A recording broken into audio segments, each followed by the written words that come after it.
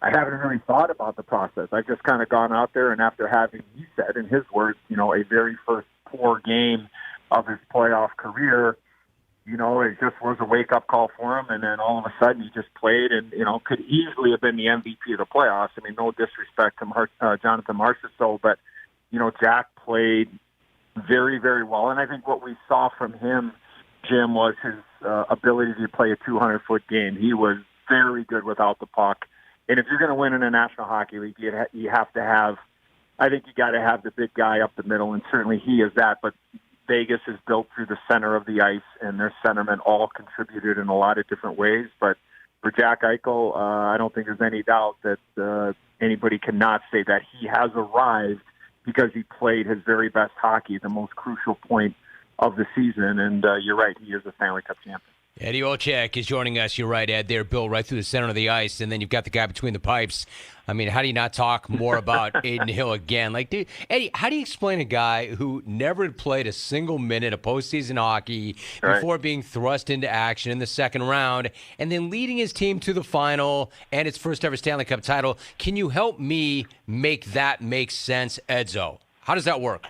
I would say the size and experience and the mobility on the back end. Bruce Cassidy, the head coach, a terrific head coach of the Vegas Golden Knights. Schematics, the scheme, the style that they play, everybody buying in and playing, on the so-called right side of the puck. They had, I know the game was, was only about, 18 hours ago, whatever it was, Jim. I think they had 123 block shots in the series, 81 or 87 in the last 3 games. That helps. And look, he made some unbelievable stops in this series. And you want your goaltender to make the routine save 100% of the time. And he probably only gave up, I thought, one bad goal, one soft goal where you sit there and go, he should have had it. But he made some $10. I mean, he just played absolutely out of his mind. And look, at timing's everything, right? On the depth chart, he might have been number 4 at the start of the season, maybe, right? I mean, he's acquired, and now all of a sudden you're playing 5 and 6 goaltenders, whatever it ended up being. And just sometimes when a guy gets on a heater, it doesn't matter what sport it is. It's just you get in the zone, and you got an unbelievable team around you, and you get the job done. And I mentioned in the broadcast last night on TNT is timing's everything, is it not? I mean, he's an UFA. He's an unrestricted free agent this year, and it'll be really interesting to see how that all plays out in Vegas. And but it's the National Hockey League, and we've said it for many, many years. Jim, working with the great Doc Emmerich, as I did at NBC, or now with Kenny Albert on TNT. If you get it, that being goaltending, you got a shot. And Vegas certainly got it, and they got the biggest shot of them all, winning the Stanley Cup. Eddie Olczyk, expertly breaking it down for us. Ed, before you go, one thought about Matthew Tkachuk. I mean, you knew it was bad. When you found out that he was not going to go, you knew it was bad, and it really was bad. He had a broken sternum.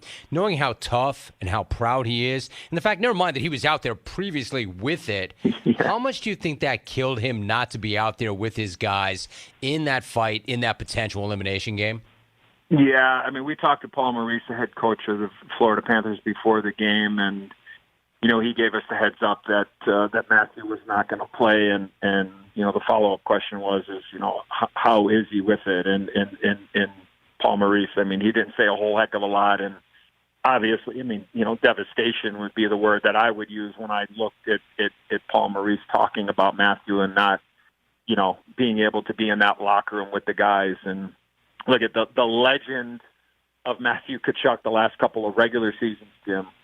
One in Calgary, first year in Florida this year, and then just willing his team to the success that they had. I mean, his legendary status has grown because, as you know, there are regular season guys, and then there are regular season guys that take it to another level, and there are other guys that can't and haven't and probably will never be able to accomplish that. But Matthew Tkachuk certainly was able to do that with the way that he played. And look, when he played in Game 4, he pretty much was playing with, a half a body and one arm.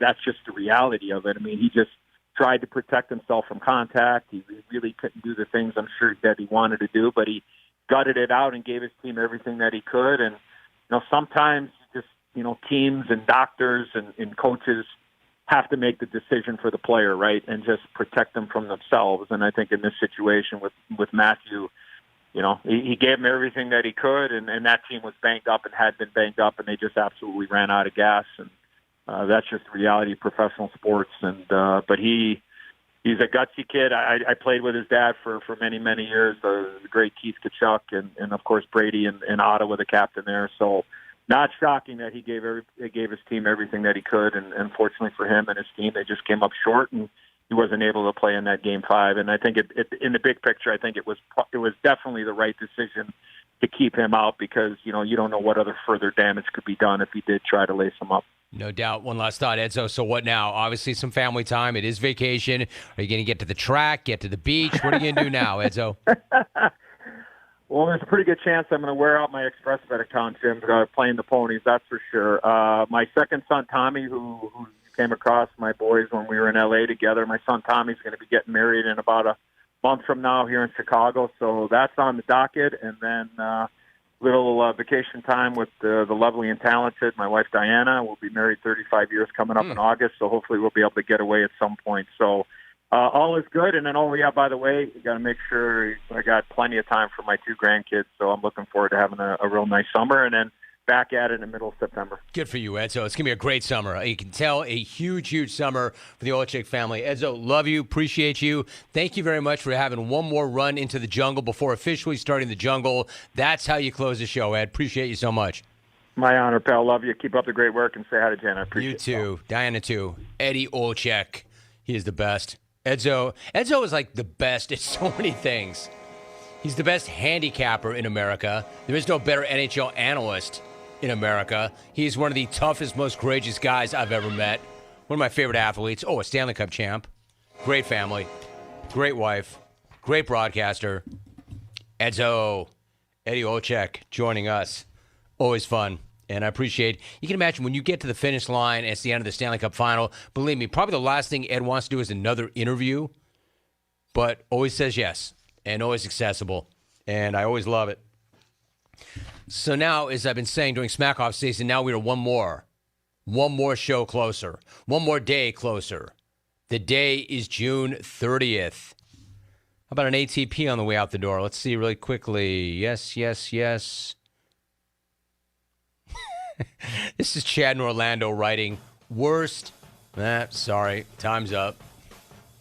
Jamie in Green Bay goes, that goes on the Mount Rushmore of bad jungle calls. So bad it was awesome. That's why I put her on the watch list. It was so bad it was awesome.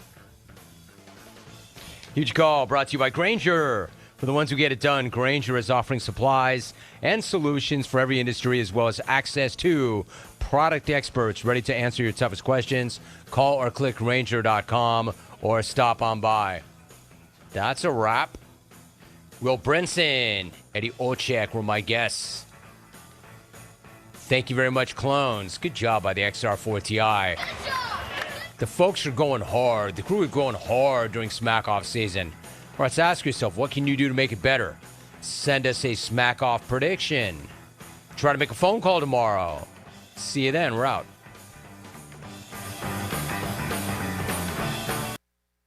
Gas, groceries, utilities, you name it, the price of everything is going up. And if you're stuck in a bad timeshare with rising maintenance fees, the financial burden can be crushing. It is time to get your finances in order and get the real facts about that timeshare that you are stuck in and your options to get rid of it. Chuck McDowell, founder of Wesley Financial Group, has been helping families out of horrible timeshares for over 10 years and has put together a complete timeshare exit information kit that he will send you absolutely free. To date, over 30,000 families have trusted Wesley Financial Group to help them out of financial hardship by getting them out of bad timeshares. Get the facts about how the timeshare industry works and your options for cancellation. Simply call Wesley now for your free timeshare exit kit and see how you can become timeshare free. Call 800-462-3333. That's 800-462-3333. Once again, 800-462-3333.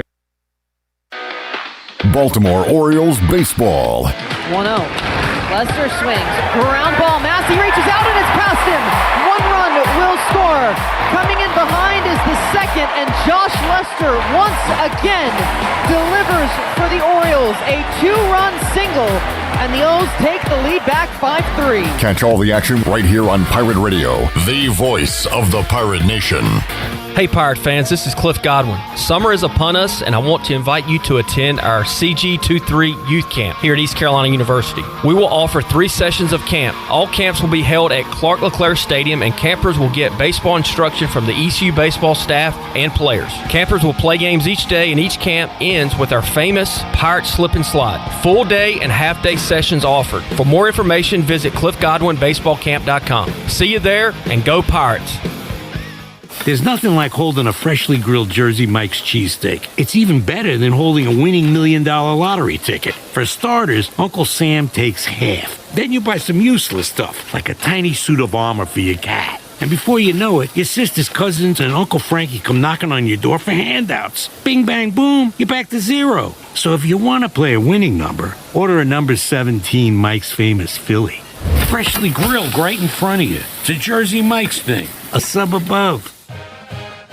Hey Pirate fans, did you know there are thousands of special needs children and adults right here in our community that loves ECU athletics as much as you do? Robbie's Clubhouse is a local nonprofit organization that can turn your unused ECU tickets into a fun day for a family with special needs. If you can't make it to the next Pirate game, simply call 1-800-DIAL-ECU and donate and designate your tickets for Robbie's Clubhouse. Go Pirates! When you walk through the doors of Villa Verde, you'll experience the sights, sounds, and smells of authentic Dominican flavors. This is Jay from Villa Verde, inviting you to come by this summer and try one of our amazing empanadas. Our famous red snappers, grouper bites, seafood paella, Cuban sandwiches, and much, much more. Relax on the patio with a fresh mojito or a cold beer while enjoying one of our out-of-this-world desserts, like our rum pineapple cake or our famous tres leches. Villa Verde on 10th Street, a platform for good, and a proud supporter of the Pirate Nation. Hey Pirate Nation, this is proud ECU graduate and former baseball player Brandon Manning inviting you to join my team at Farm Bureau Insurance. Right now is a good time to review your coverage with a local trusted agent like me. I will make myself available before or after business hours, and my clients always have my cell phone number if they need anything. From home, auto, or life, give me a call today and let's talk about your insurance coverage and about the Pirates. Call 531-1812 and go Pirates! The best burgers around. Everyone loves a thick, juicy, and fresh burger. Tiebreakers in Greenville, plus the all-new Tiebreakers in Winterville. Do real burgers better than anybody. So don't just go to any burger-themed restaurant chain. It's time to break the chain and eat local. Tiebreakers, real burgers at its best.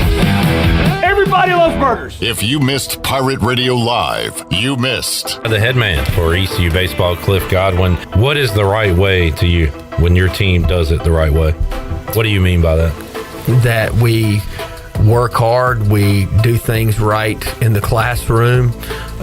We develop guys like Joey Barini and Justin Wilcoxon in our program, and others, Lane Hoover, guys that are not necessarily the most highly touted recruits. And then we get some highly touted recruits and develop those guys like Gavin Williams, and hopefully Gavin's in the big leagues pretty soon. Pirate Radio Live, weekdays from 3 to 6, right here on Pirate Radio, the voice of the Pirate Nation. This is Pirate Radio, WGHB Farmville, 1250 and 92.7 FM Greenville. WDLX Washington, 930 and 104.1 FM Washington.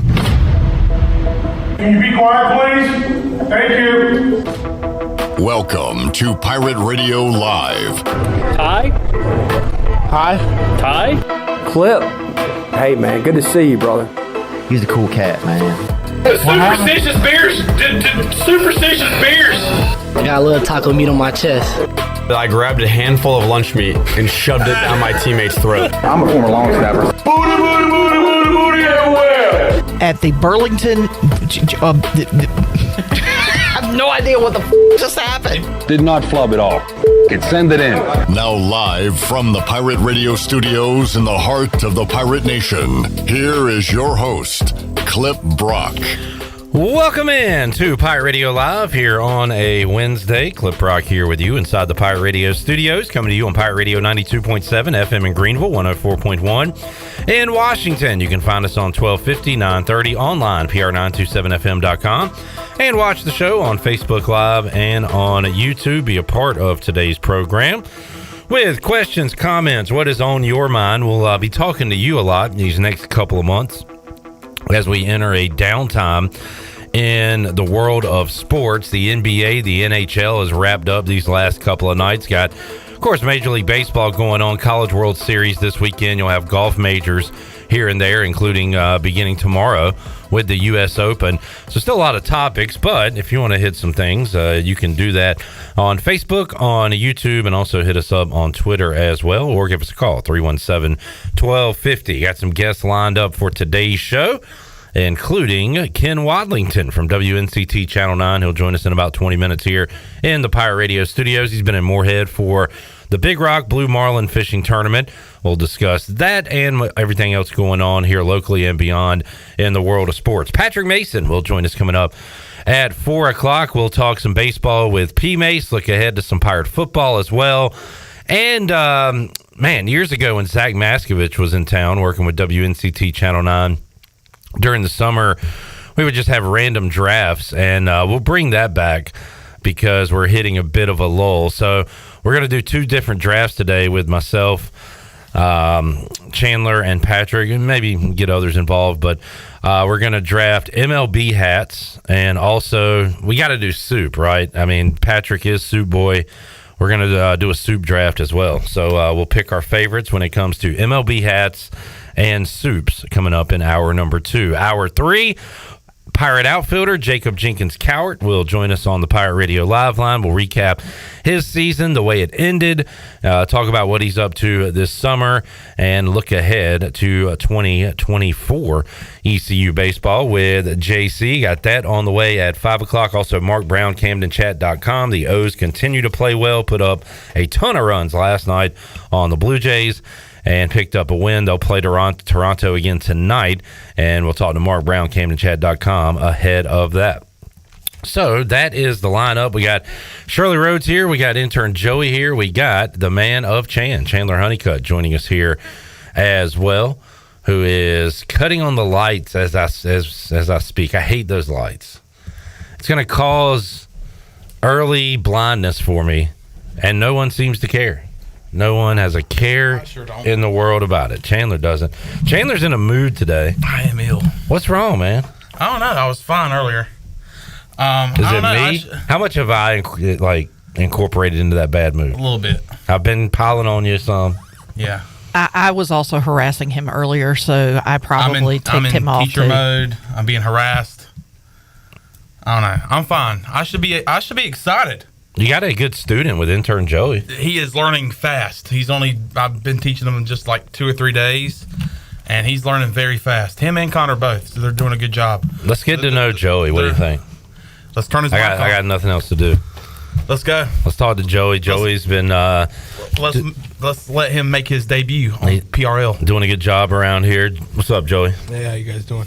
Hey, man, come on. What's going on, Joey? How you guys doing? A little pep in your step, man. It's nerve-wracking, first time on air. So, Shirley, hit the Godfather music and just talk the way you did. Hey.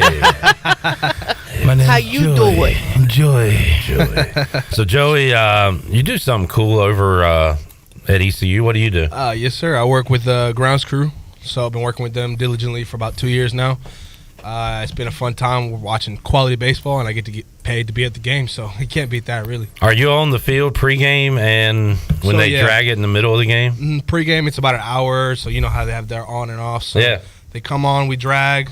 They get on, national anthem goes. We have a 4th inning drag, which you guys see us running in and out. Yeah. And then right after the game, we fix up the bullpens and get ready for the next day. Awesome. You do any other sports or what else? So, yeah, we work with all athletics outside. So you got lacrosse, soccer, everything that's outside track as well. So, also mention football and tell the people what you do for football, which is a really, really cool gig. Yeah, on football, it's really fun. They have multiple different areas. They got their practice field and the game day field. On game days, what I do is just basically sit right in front of the boneyard. and right behind the end zone, and just raise the field goal flag. There you go. Make sure the band doesn't get hit, and hopefully catch some field goals. But tell them what field goal you did catch, unfortunately, at the beginning of the year. I did catch a ball that didn't go through the uprights, and that was against NC State, unfortunately. That one stinks. That was a hard one. I definitely did not keep that ball. I just put that right on the ground back where it was. So, that would be cool if you called the game-winning kick in a big game.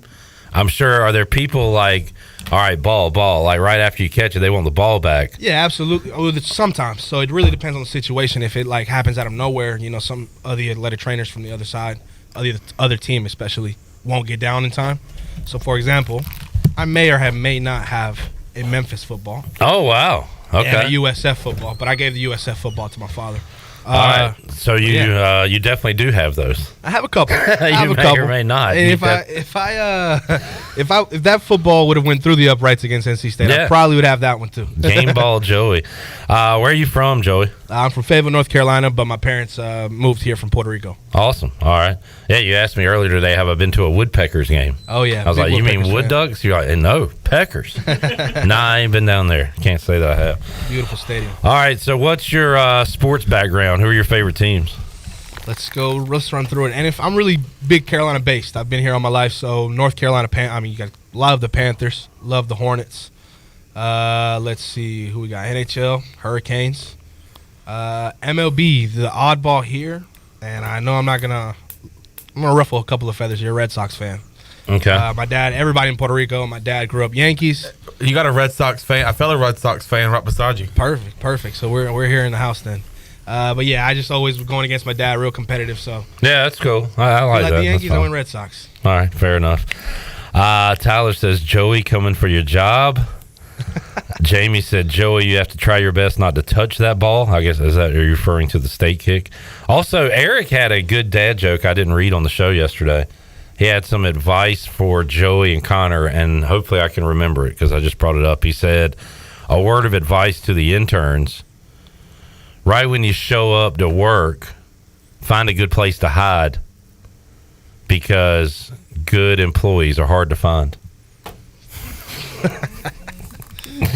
Yeah. That was his joke, not mine. Don't shoot the messenger. No, Eric's he's hit or miss with his dad jokes. But keep them coming. They are, even though some of them are bad, they're so bad they make you laugh. Yeah. So keep them coming there. All right, Joey, big sports guy. We talk sports off the air with you, so it's nice to have a sports-minded person around here, but also you know what you're doing over there. So keep up the good work. I appreciate it. And you're a hat guy. If people are curious why you're wearing a Lakers hat as a Hornets fan, like myself, I'm a Braves fan. I'm wearing a Pirates hat. You're a hat guy, right? Yeah, I like fitteds. I'm not gonna lie. I like all different types of fitteds. When it comes to the Hornets, they don't really have the best fitted. I agree. I'm still looking for the right one. Shirley got me the only Hornets hat I own, and I love it. It's a gray hat with the white logo, and it looks cool. But like their stuff, it just, I don't know. The old school Hornet logo, the old bug, I really like. Yeah. I don't really like their new look stuff. Yeah. And they suck, and they're terrible. Yeah, Jordan just needs to sell the team. Yeah. Yeah, y'all had some Muggsy Bogues nuggets I hadn't heard earlier. What was the Muggsy Bogues talk? There's a rumor that Muggsy Bogues is interested in coaching in college basketball and keeping it local where he shined on the basketball court, and that's in Charlotte. I think he has some interest in taking the 49ers basketball head coaching job. Which was just made vacant by the former Virginia assistant who went back to Virginia. What was his name? Ron Sanchez. Ron Sanchez. Thank you, Shirley. Decides I'm just going to go back and join Tony Bennett's staff and probably make more money as the Virginia assistant than I would as the Charlotte head coach. So, interesting move. Kind of a move down, but financially maybe a move up, and you're back in the ACC. So, I don't know. Kind of interesting timing as well, as we are still months and months away from the start of the season, but did not expect that when that came out, last week or so? Yeah, and now I'm seeing a tweet here from Nick Carboni, and Nick Carboni does some Nicky Carbs? Nicky Carboni. He's at WCNC. He's the sports director there. I recognize his name because he covers some Panther football. But a tweet about an hour ago from Nick said, was told by a source that Muggsy Bogues interviewing for Charlotte 49ers men's basketball job or that the program is interested in hiring him for the position is a completely false rumor. So, well, dang. We love a good rumor, though, right? Absolutely. We should start a rumor. What do you want to start? What should it be about? Remember the Blake Harrell rumors we used to try to spread to try to fend off different teams? We did a reverse Blake Harrell smear campaign promotion. We did a smear campaign where like his name would pop up about being a defensive coordinator at a bigger school or a head coach somewhere, and we basically got everybody to talk about just how bad of a person Blake Harrell was. He kicks dogs. He hates babies. And it worked. And Blake Harrell didn't think it was the funniest thing in the world when I talked to him, but he got the joke.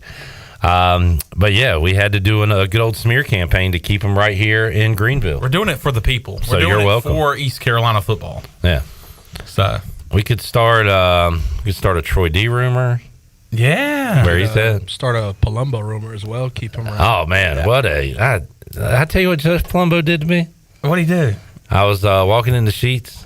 He looked at me, looked back, shut the door and locked it. Not only did he not hold the door open for me, shut the door and locked it so I couldn't get in.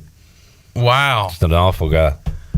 No team would want this guy as they're representing them. No, absolutely not. No. I literally saw him push down a couple of kids leaving the ballpark one day after we lost. After we lost to Long Beach State. Yeah. He pushed some kids down. Yeah. I was actually working that game. I know, you saw it. You saw it. 'Cause after the games, they let the kids play in the outfield a little bit. Yeah. Yep. Coach P, he kicked all the other kids and let his kids play. Oh, is that the one where they were running the bases after the game and he went like he was the catcher and just bulldozed the guy at the plate? As the kids were rounding third, he took the fungo bat that he uses for infield outfield and was just smacking them up against the leg as they. I thought that was a little much. I know. I said, JP, stop that. And he told me to go to hell and get a job. I said, Tommy, is that you? He pulled a Tommy Tuberville, is that you? Wow. Tommy, go to hell. Get a job. So, man, yeah, you teams out there don't want Jeff Palumbo as your head coach. We don't have to do one for Cliff Godwin because he said on this show the other day that he will be back as the East Carolina baseball coach. It's like the kiss of death. It's like when an NFL owner gives a coach a vote of confidence, they get fired within 3 days. It was that. Everybody. Every coach there was ever. one team that does it all the time. I can't remember. Probably an owner that talks a lot. Irsay or Jones or all the above. It was Matt Rule. Matt Rule would talk about a player, and then the player would get cut. Oh, yeah. It was Matt Rule. Yeah. Matt Rule would talk so good about a player in training camp and how good they were doing, how good they were developing. Next thing you know, that player was cut. Jamie heard a rumor that you were gunning for this job, the hosting job for Pirate Radio Live. That's totally false. That's what you would say to me. But what are you saying behind my back? You plotting on me, boy? What are you doing back there? Who are you talking to? That's totally false. Now I said it behind your back. All right. So you're not politicking for this job. No. I think we have a good chemistry here. Me as the video producer / co-host with me, you, and Shirley Rhodes. I don't want to. If I take your job, where are you going to be? And I don't want to be without you. Wow. Do you get me now? Yeah. Thank you for saying that. Am I selling you? Yeah. Because, I really... Professing his love for you. I know. It got a little awkward. I cannot live without you. How can I live without you? I could do something else around here. I could sweep the floors. Hello. How awkward would that be if I was in here hosting, I took your job, and you're in there dusting. And you look in here all sad, and I'm like, hey, Clip Rock's here, by the way, everybody. He used to host this show for 3 years, and now I do. Now he's in there cleaning the floor. Jamie said that no you gave was an awfully high voice. I'll have to go back and check the tape on that. Did you high voice me? No. Damn! Oh! Pretty high pitch over here. Uh-oh. No, No. Hey, Whitney. Hey, Celine Dion with the high voice over here. What's going on? Oh, my gosh. Hey, Mariah. Me and Mariah. Tyler heard Troy's new job was working for an NC State affiliate radio station. What? Where did you hear that, Tyler? Wow. Holy moly. Wow. Jerry says there's a rumor that Eddie the Bear has replaced Troy D at Pirate Radio. There's a rumor that Troy D was never at the Peach Bowl. Whoa. Now, all right. We've gone too far. Dude. Some things we can joke about, Chandler. That's not one of them. I'm so sorry. I can't believe you just said that. It felt weird to say, too. I knew I said something bad. All right. Charles said, speaking of rumors, will JJC be leaving the Pirates? Don't call him that. Don't you dare call him that, Charles. This man will get so mad at you. I'm not mad at Charles. I'm mad at you because I've had to tell you numerous times that his official nickname is JC. I know. And you refuse to say it or type it. JC. Hey, what's up, JC? JC, how you doing? JC, good to see you on the show. Whew. I think I got it now. Does it feel a little normal to you? JC, what's your summer plans? Okay. Good job. Will he be leaving the Pirates? Charles, I'll ask him coming up at 5 o'clock and see what he says. What if he says yes? Can he? He can do whatever the hell he wants. What do you mean, can he? Is he talking about leaving the program for the draft? No, he said leave the Pirates. Nah, man. Nah, he ain't going nowhere. How do you know? I know JC. and I know his nickname. All right.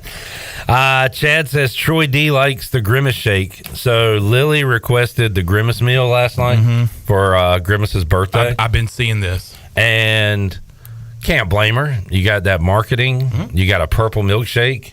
It's interesting. Is she on TikTok? Does she have TikTok? Does she look at TikTok? Yeah. That's where a lot of the marketing is for these kids like her age. I've seen it all over TikTok. Yeah. So she saw that, wanted that, got her that, and she said it was not good. Oh, really? Said it would taste like hand soap. Ugh. Now, for those of you out there who have tried it, I'll take a second opinion on it. But that was her opinion. She will not be asking for another one of those. Wow. Somebody on TikTok said it tasted just like a vanilla shake, just with like the purple food coloring in it. I love purple food coloring. I'll add that to all my dishes. Delish. I cook up a nice ziti, throw some purple food coloring on it. Paint it purple. Paint it. Dynamite. Chad was not a fan of it. When I said Lily said it wasn't good, Chad said she would be right. So I don't know. Maybe some mixed results, mixed reviews in for the Grimace shake.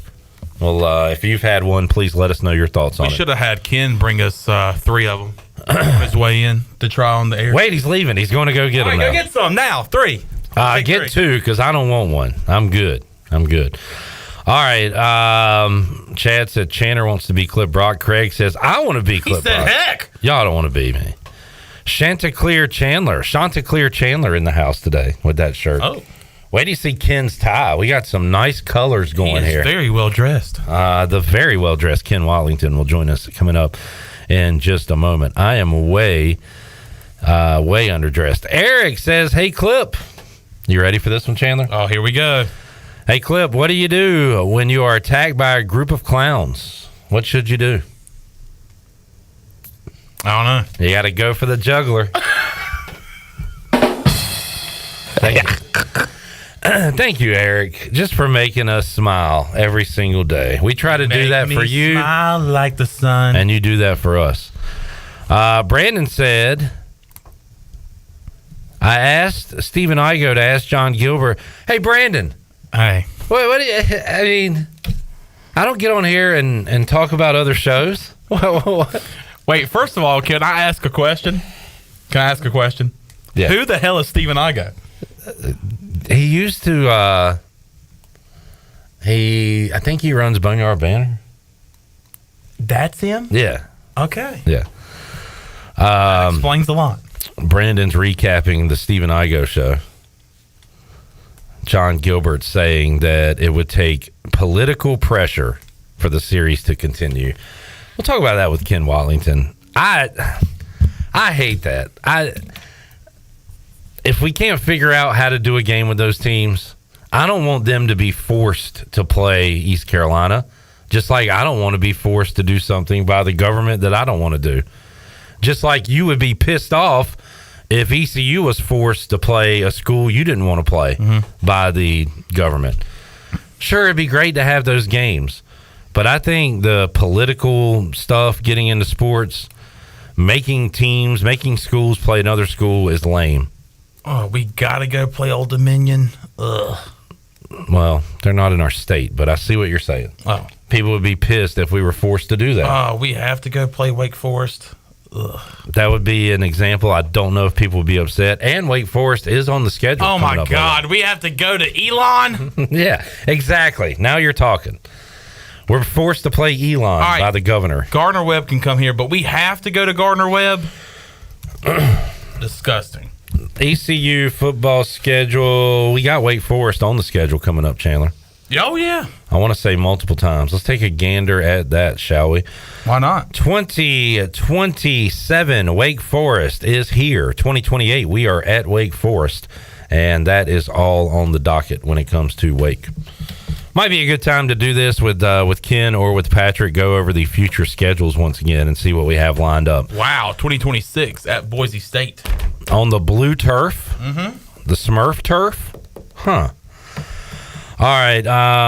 So what do y'all think about political pressure forcing schools to play other schools? I guess it's like anything. We're all selfish. If it helps us and helps our interests, we're for it. If it doesn't, we're against it, right? That seems to be how things work. Everybody's looking out for number one. All right, let's take a break. Ken Watlington, we'll continue this conversation when we return. Jerry says Stephen Igo has reached Howard Stern status. Back in the day when someone mentioned Stern on Larry King Live, King would say, never heard of him. Never heard of him. Houston, hello. Never heard of him. All right, I'm going to start going with that line. More to go, Pirate Radio Live. Ken Watlington and his nice tie joins us when we return after this.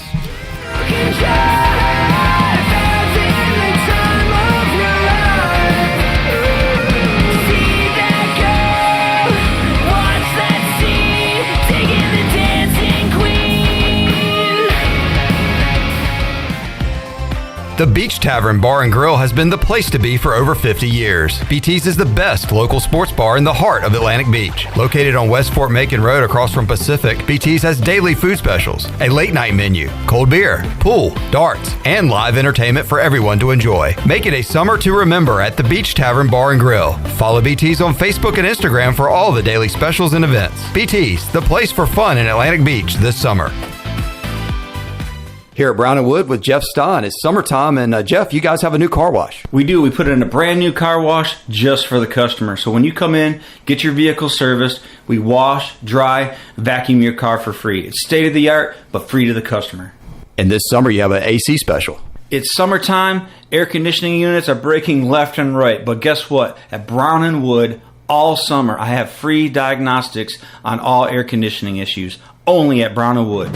Serving those who serve is a lifelong mission, one that Budweiser supports with Folds of Honor. Together, they've been helping military families for over 13 years by funding life-changing scholarships. So join me in raising a Budweiser to raise funds for families for American heroes. Grab a case of Budweiser today at your favorite local retailer. Proudly distributed by Carolina Eagle Distributing, supporting our military veterans and the Pirate Nation since 1989. Enjoy responsibly. Copyright 2023 Anheuser-Busch Budweiser Lager Beer, St. Louis, Missouri.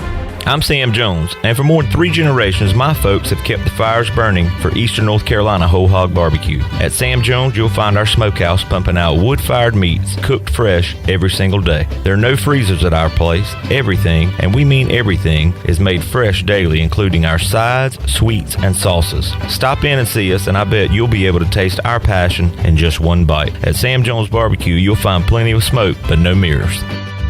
Did you know that it's illegal to dig without first calling 811? 811 is a free program that locates underground utilities, marking them with flags and paint lines so you know where not to dig. Accidentally digging into utility lines interrupts service and could seriously hurt you or someone else. If you know someone who's planning to dig, encourage them to call 811 at least 3 full working days before they dig.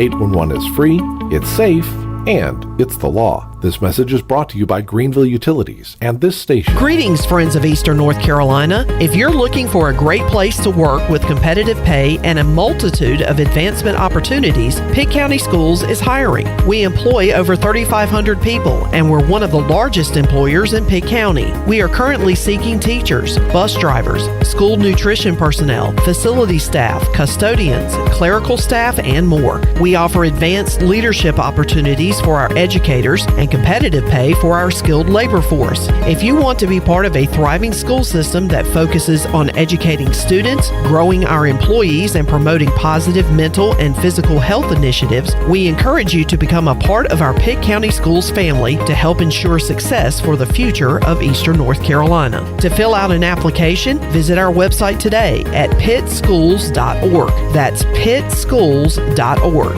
And remember, education is truly a team effort. Pitt County Schools. Live and lead. 5th Street Hardware and Tap Room is serving up the best lunch in town with a different special every day. Come sit on the patio and enjoy wonderful weather with lunch specials for only $9. 5th Street Hardware and Tap Room is open Tuesday through Sunday for lunch and dinner. Thirsty? Stop in for a cold beer with over 40 taps to choose from. 5th Street Hardware and Tap Room, next to the State Theater in downtown Greenville. Check us out on Instagram and Facebook. This is Big John Williams, strength and conditioning coach for East Carolina football, and you're listening to Pirate Radio, the voice of the Pirate Nation.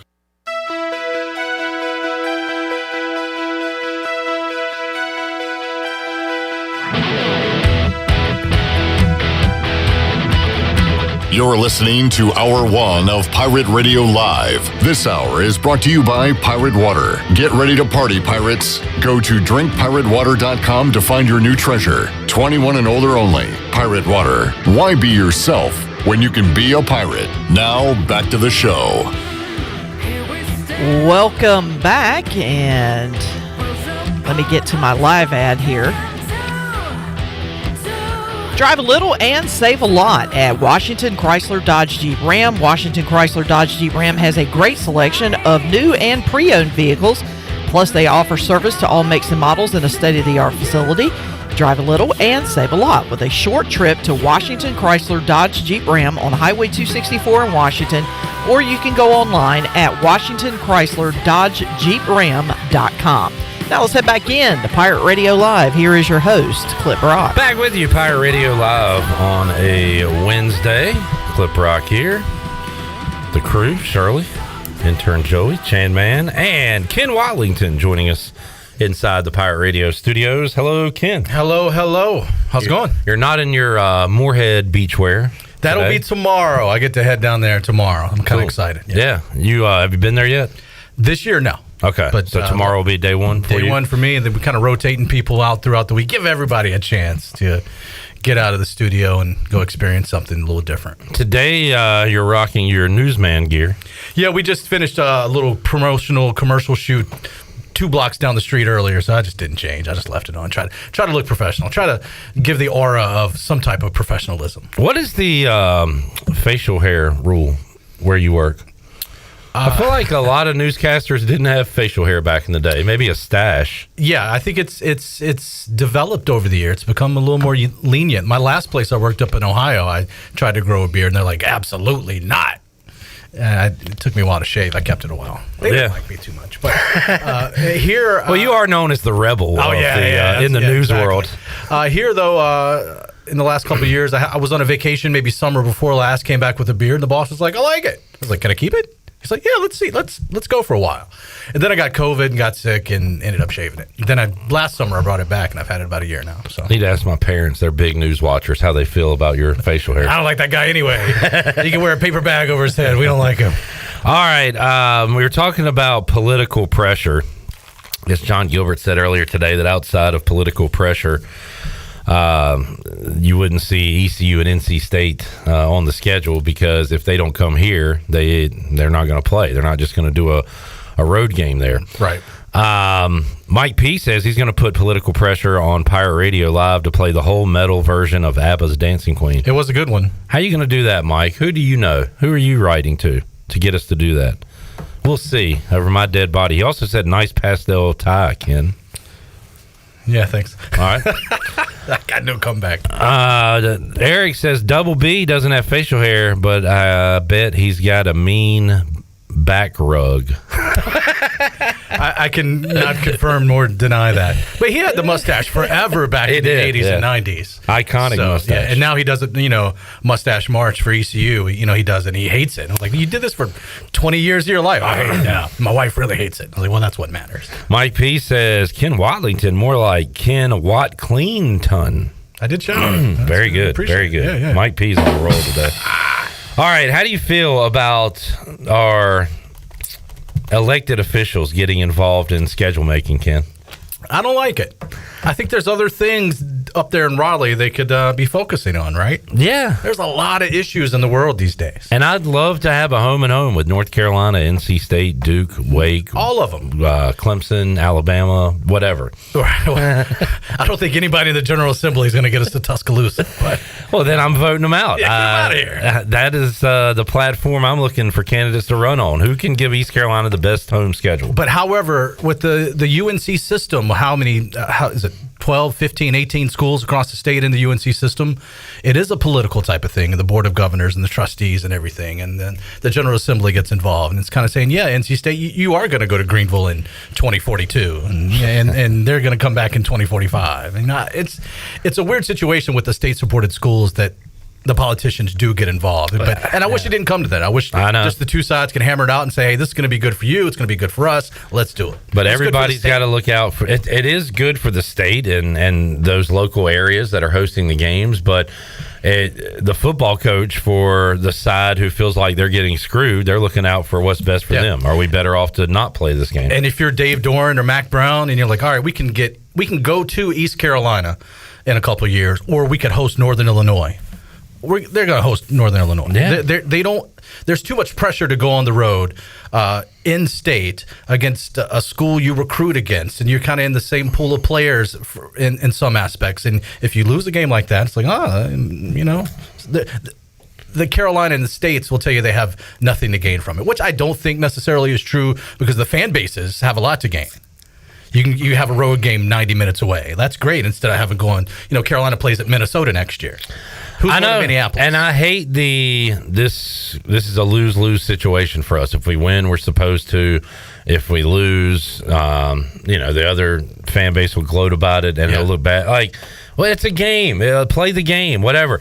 So, but if you are on board for political pressure being involved in scheduling, and you are for that, then I got news for you. ECU has to play at Catawba in 4 years. There you go. You wanted it, you got it. There's nothing better than a Saturday in Salisbury. I tell you what. I mean, it could go both ways. Actually, Salisbury's really nice. ECU is not going to Catawba. That's how rumors get started. We are trying to start a rumor Catawba today. graduate listening right now. Is that really happening? What? Oh my God! I'm getting season tickets right now. Maybe Ultimate Frisbee or something. Jamie says, what happens if UNC, Duke, other schools go to the Big Ten or SEC? That'll blow up in-state scheduling for a lot of NC schools. And it will. You hear the rumors on some of these message boards like Inside Carolina and stuff. Like, UNC fans think, well, maybe we'll be invited to the Big Ten when stuff changes. But will the legislature let UNC go to another conference without NC State? And maybe that's a good point. Maybe they won't. Yeah. NC State fans we're going to the SEC. Well, will State go to the SEC without Carolina, and vice versa? So it's a whole lot of mess. I know. College athletics. I love the games in every aspect of it. As a fan, it's amazing. I love game days. I love all that. Yeah. But man, the outside the logistics, stuff. the transfer portal. God. It's tough. Now, when you get a good guy coming into your program, you love it's great. But love when you lose portal. a superstar to some other place, you're like, do you really want to go there? But money talks and other situations, are more enticing maybe than playing time or loyalty in some cases, which is sad.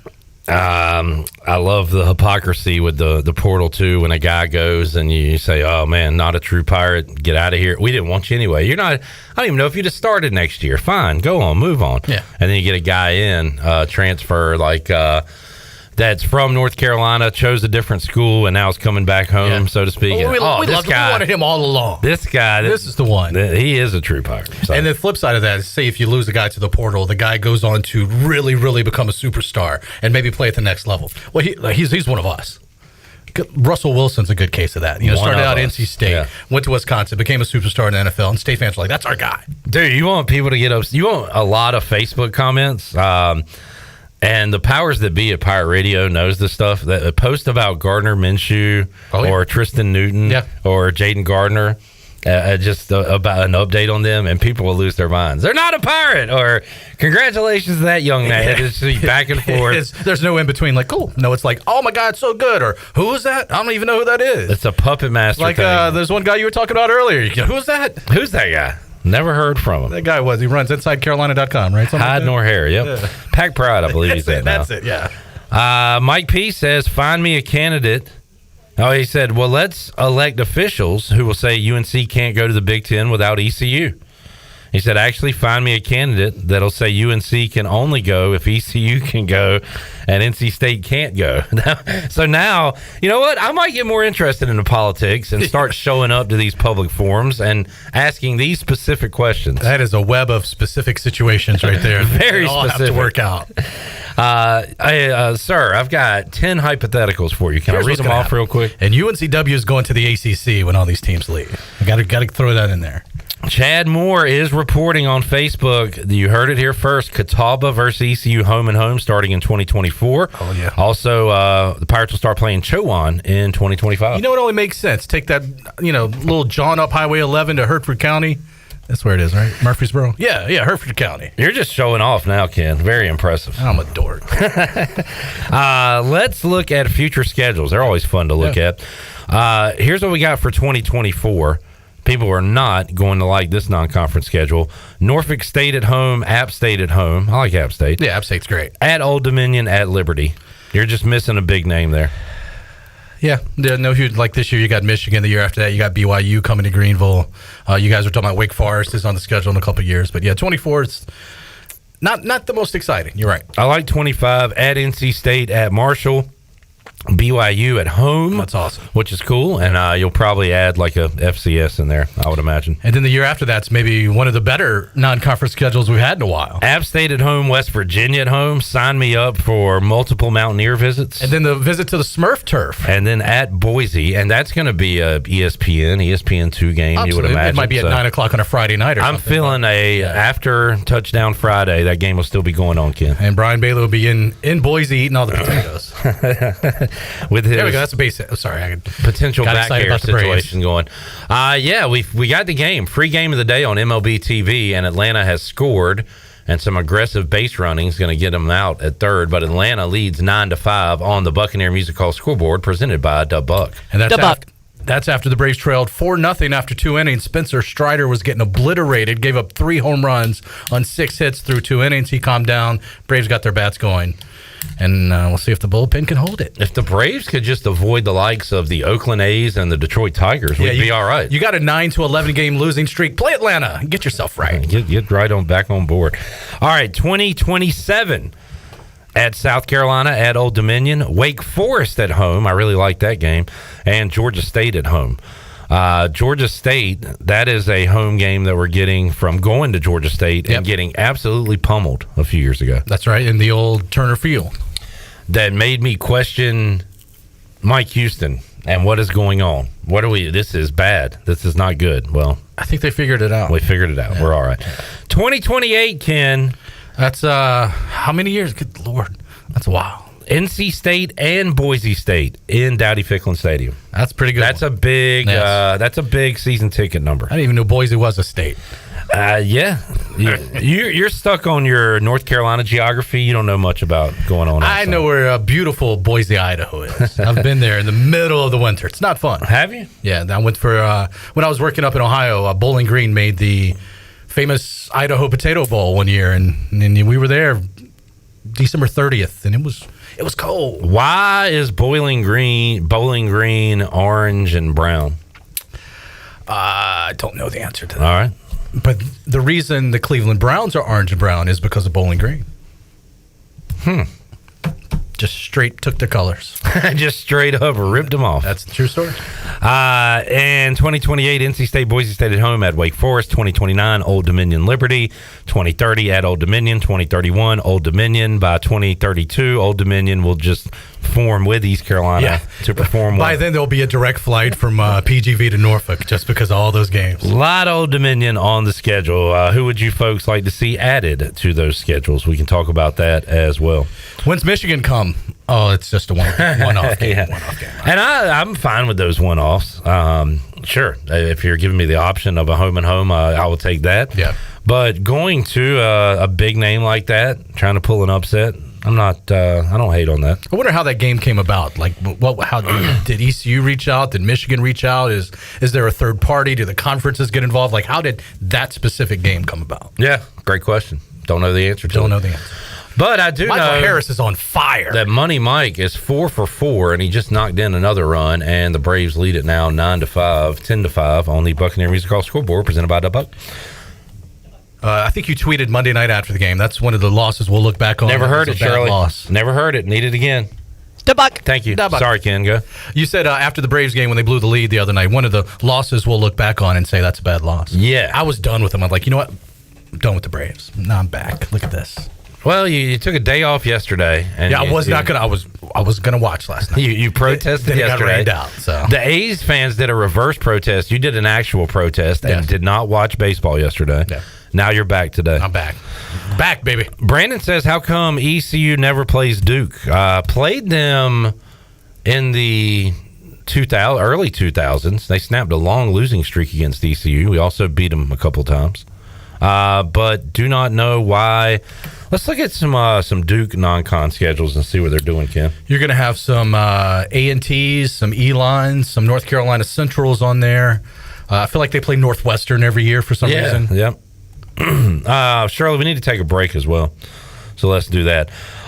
Northwest, I tell you what, great tease. We'll go down the Duke future schedule when we return, talk a little Big Rock, and answer your questions as well. More to go on Pirate Radio Live when we return on a Wednesday. Back with you after this.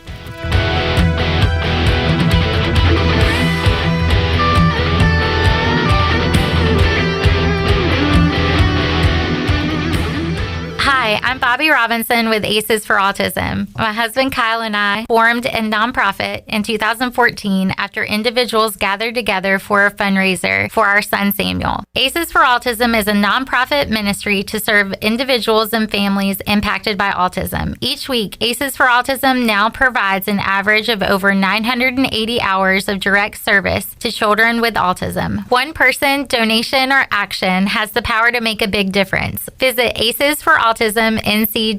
This is Aaron Williams with Ease Plumbing. This is Mike Hoggart with Viva Electric. This is Mark McLaughlin, Roland Black Heating and Cooling. We have teamed up to form New Blue Service Group, offering Eastern North Carolina the best in plumbing, electrical, and HVAC services. Same great local team, same great local service, just a new name. Contact us at callnewblue.com. That's callnublue.com. New Blue Service Group, where we are redefining service excellence. Call us today to help with your plumbing, electrical, and HVAC services. Go Pirates. You've worked hard to make your business successful, and that's why it's really important to always have a bank that's in your corner when you need them. This is Chris Richards from First Bank, and our experienced team of local bankers includes Lee Watson, Ashley Capps, Bonner Latham, Josh Hooten, and Heath Nisbet. To get the business services that are right for your business, come and see one of our experienced team members at First Bank on Arlington Boulevard in Greenville. First Bank, together with our customers, we're creating a world where individuals and communities thrive. Member FDIC. With over 30 locations across North Carolina and southeastern Virginia, Quality Equipment is your local John Deere dealer, where you'll find everything you need for your next project. Our complete lineup of John Deere lawn and garden, agricultural, and commercial worksite equipment comes with years of experience, expertise, and dedication. We know what it takes to get it done right. Stop by today or visit us online at qualityequip.com. This is Martin Truex Jr., and as a NASCAR Cup Series champion, I love one-stop shopping. When When I need fresh tires or fuel during a race, my pit crew takes care of everything. Off the track, I have an auto owner's independent agent. They handle all my insurance in one place: car, home, life, and business. Get your own pit crew and find a local agency with auto owner's insurance. This is Brian Smith with Town Insurance in Greenville. Call me today at 756-8300. Go Pirates! The convenience of Pitt Greenville Airport is waiting just outside your front door. Service is back, so you're connected to destinations worldwide through flights from American Airlines. Plan your next trip. Book your flights today at flypgv.com or aa.com. Avoid the long check-in lines and congestion at the big airports and fly local at PGV. Fast, convenient, and close to home, PGV has American airline flights perfect for your next trip. Book today at aa.com. PGV, where the pirates fly. Familia is your go-to spot for the best Italian dishes around, including pizzas, pastas, salads, and homemade desserts. That's Familia. Enjoy half-off wine night on Wednesdays, $3 drafts on Thursdays, or get a pizza of the week for just $12. That's Familia. Place your order online or call 689-6330, and Familia will have your order ready in their drive-thru window for pickup. That's Familia. Clip, really? Oh, sorry. Familia on Fire Tower Road in Winterville near Pitt Community College. North Carolina State Parks invites you to enjoy camping your way. With the weather changing, booking your own cabin is the perfect solution for your camping getaway. Reserve campsites or cabins today at Jones Lake, Goose Creek, and Cliffs of the Neuse. Whether you enjoy traditional camping or air-conditioned cabins that can be rented with Wi-Fi, your next adventure can include hiking, beautiful scenery, and sunsets by the campfire. For information on booking a cabin, visit ncparks.gov. This is Josh Moylan, and you're listening to Pirate Radio, the voice of the Pirate Nation. Josie's on a vacation far away. Come around and talk it over.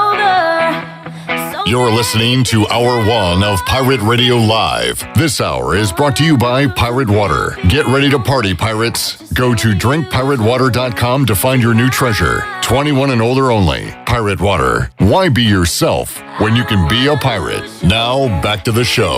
Welcome back. The best place in Greenville to unwind after work and have fun is AJ McMurphy's. AJ's has daily food and drink specials and an awesome patio perfect for some outdoor dining. And there's something for everyone every weeknight, including sports trivia with our very own Clip Brock on Wednesday nights. AJ's has live music every Friday and Saturday with no cover, brunch every Sunday. So make today an AJ's Day. Now let's head back into PRL. Here's Clip. Back with you, Pirate Radio Live here on a Wednesday. Shirley Rhodes. We got Joey. We got the Chan Man, Ken Watlington, joining us here in the Pirate Radio studios as we are jamming along. Ken, I've asked you what your walk-up song would be. It would be Award Tour by A Tribe Called Quest. Okay. You had that answer quick and ready to go. I appreciate that. We have talked about your athletic career. If quote unquote. You were a basketball player, right? I played basketball in high school. Yeah. And baseball. Okay. Two-sport athlete. Oh, yeah. Big-time two-sport guy. Two-sport crossover. There's a difference between being on two teams and being a two-sport athlete. Who's the most famous basketball-baseball crossover guy? I have one that came to mind. I don't know if he's most famous. Danny Ainge? That's not a bad one. I was thinking... Because Danny Ainge played for the Blue Jays, right? Yeah. Did he play in MLB? Or did he get drafted? Dave Winfield. Okay, now we're talking. I was thinking Kenny Lofton off the top of my head. Yeah. He did play guard for Arizona. Yeah. And was a great baseball player, but Dave Winfield would be the answer. Yep. All right. Well done. See, that's why you come in. Yeah. All right, let's look at Duke's football schedule. Why? Because it's mid-June. What else are we better to do? We might go off the rails here on these summer chats, but whatever you would like to discuss, we'll do that. I did not have Lafayette on my bingo card.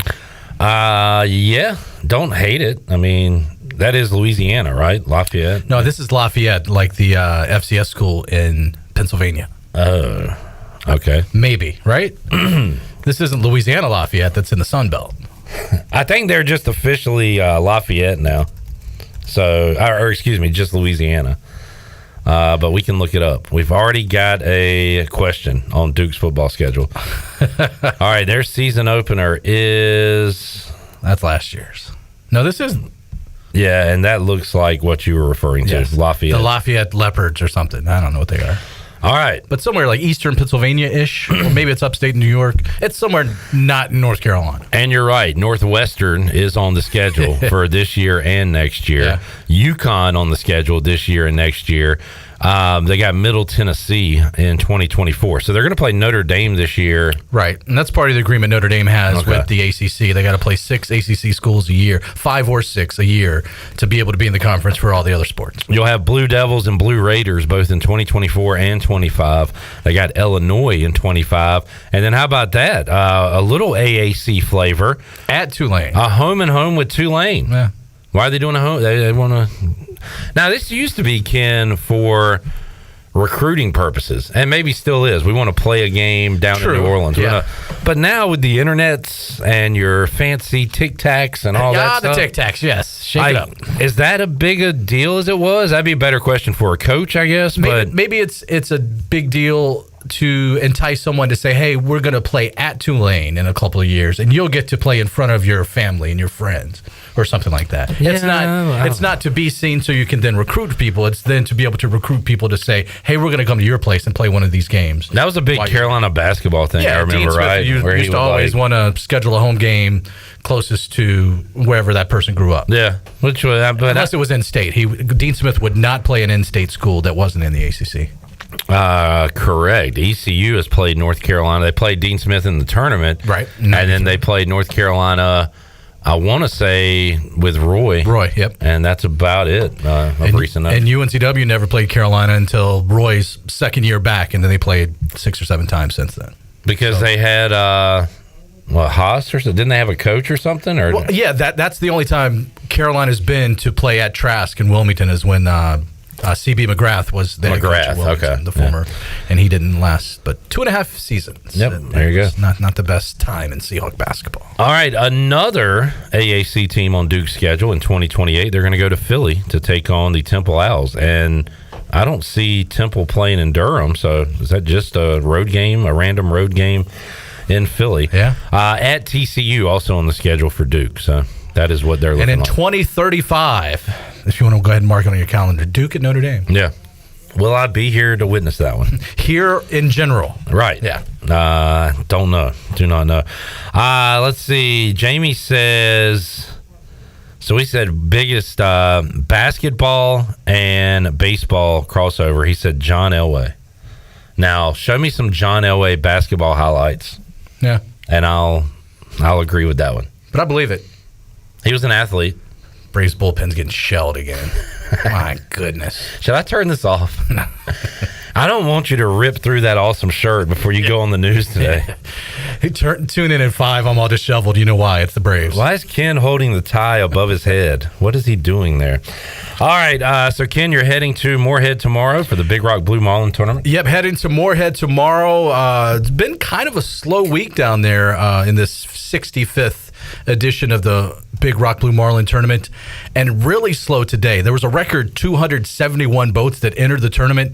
Today, only 12 of them went out. And if you've been out around Greenville today, you've seen the wind whipping up. Imagine what it's like in the middle of the ocean. So that's why only 12 boats went out today. But we did have one big blue boated today by the boat Predator. Should be back at the way station at Big Rock Landing any moment now. And they're hoping to get on the leaderboard. And there's only 2 boats on the leaderboard right now. And they are, if I can remember off the top of my head, C- student, which is a great name for a boat. Mm-hmm. They're in first place, 470.2 pounds. And if that holds, they're going to win $2,903,525. Whoa, that's a lot of money. Pretty good payday. Yeah. Second place right now is Sea Toy. They're about 7 pounds back of being in first, but 463 pounds. And if that holds, for second place, they'll win $546,350. All right. Just 12 boats out there today out of 271. So 259 people said, you know what? We're just going to stay right here. And how many more days are there of this event? Today's the halfway point. You have 6 days to fish 4 days. So you have to take 2 what they call lay days, where you just, hang out and have fun on the Crystal Coast. And just about everybody did that today. Michael Jordan's boat, Catch 23, is back for a 4th year, I believe now. And today is Catch 23's second lay day as the Braves give up yet another hit. So Jordan and the guys will be fishing the rest of the tournament through Saturday. All right, Ken, if you owned a boat, and maybe you do, but what would you name your big fishing boat? Oh, that's a good one. I don't have anything off the top of my head, but it'll be something sports related probably, or something related to my hometown, or I don't know. I'll have to give me some time to think about it. All right, get back. Also, to me give me on some that money so I can make it happen. Yeah, really. Yeah. Well, I just talk about it. Let's be about it. All right, Braves have seen their lead go to 10-6 now over the Tigers on the Buccaneer Music Hall scoreboard, presented by Dubuck. Bottom of the 8th, 2 outs as they are trying to get out of this one. Got another one coming up. What time is game 2? Going to be tonight, or are they going to play it this afternoon, Ken? I will find out. Game 2 is at 4:40, scheduled 30 minutes after the conclusion. I have an update. Breaking news from the Big Rock. All right. Seawolf has just boated a blue, so they'll be coming in later this afternoon into the evening with the second blue of the day. So only 12 boats went out today. 2 of them are coming back with blues. Through the first 2 days, only 5 blue marlin made it to the weigh station. So, and we might, I think AJ's is like showing that live on the TV, the stream. So we might be watching that tonight at Sports Trivia at AJ's while we take in some baseball and other stuff. Other finals are one final from today. Minnesota beat Milwaukee 4-2. Right now, the Giants lead the Cardinals 7-5 in the 10th. And I looked it up earlier. I didn't see Alec Burleson get an AB in today's game. Maybe he gets one here in extra innings, but we'll keep you up to date on that as well. All right, Ken, as far as sports goes, Big Rock on tap. What else you guys have at WNCT right now? That's about it this week, honestly. Yeah, kind of lean. We are blowing out the budget for the coverage. Courtney Courtwright and Sarah Gray Barr down there. They'll be live this afternoon. Cool. I'll be down there live tomorrow afternoon with Abigail Velez. Angie Casada was down there yesterday with Aaron Jenkins. I mean, everybody's getting a chance to go out there and kind of experience one of these events that maybe we take for granted here in Eastern North Carolina because it's been part of our lives for all these years. But it's really a huge event. And we just talked about the purse and some of the money up for grabs. I mean, people are coming from all over to try to catch one of these fish and make $1 million, multi-million-dollar payday. Yeah, and I didn't realize that this is kind of one in a series of events, right? Like up the East Coast. There are other tournaments like this during the summer. You hear one of the guys we talked to who boated a blue the other day, he said, we started out a couple weeks ago in Ocean City, Maryland, a tournament there. I think it said something about white marlin, so maybe it's a different type of, species or whatever. But yeah, I mean, there's high dollar fishing tournaments all up and down the East Coast, and this is probably the premier event. Yeah, no doubt. All right, Ken, thanks for joining us, man. Yeah, buddy, appreciate it. Enjoyed it. We'll talk to you again soon. Ken Watlington, WNCT, Channel 9. When we return, Patrick Mason will join us. We'll do a couple of drafts. Today we're going to draft our favorite soups and also best MLB hats. What's your favorite MLB hat, Ken? Ooh. That's not Atlanta. Currently, it's the City Connect San Diego Padres hat. Okay. Kind of a funky color. Yeah. But I do like the Braves City Connect hat, too. All right. Just classic, old school Braves. We'll talk to P. Mace about some Pirate baseball. What about my favorite soup? No. Football. Your favorite soup is? Chicken tortilla. All right. There you go. He hates chicken tortilla, right? Boy. Isn't that what I heard? We got to keep you guys separated. I know how you soup guys are. Patrick wearing an interesting hat for the show today. We will reveal that and have more for you after these words. Tonight, I don't wanna lose your love tonight.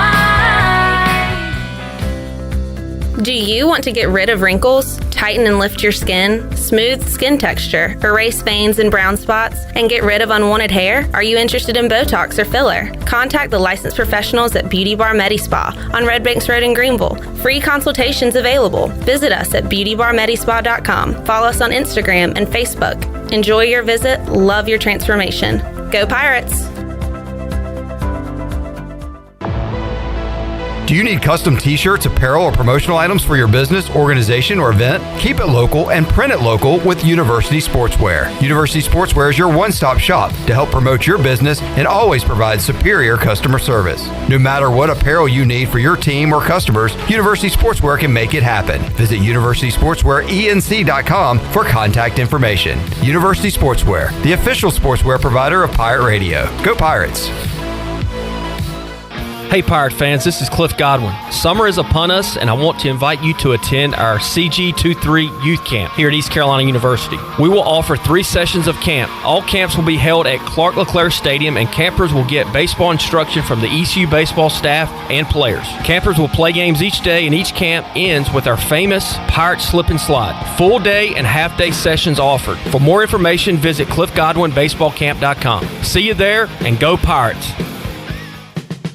What's up there, Pirate Nation? Kyle Gaines here from Washington Chrysler Dodge Jeep Ram here in Washington, North Carolina. This just came in, just announced 10% off MSRP on all 23 Ram Bighorns. That's right, huge savings, 10% off window sticker on these 23 Bighorns. And it is that time of year, it is Wrangler season. We have a huge selection of Jeep Wranglers, Gladiators, soft top, hard tops. So come check us out here at Washington Chrysler Dodge Jeep Ram. Remember, drive a little, save a lot. Go Pirates.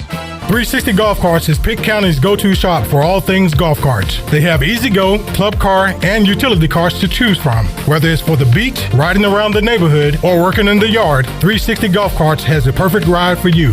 If you have issues with your current cart, take it by the 360 shop for an expert's diagnosis. From parts to sales to service, 360 has you covered. They will even deliver right to you.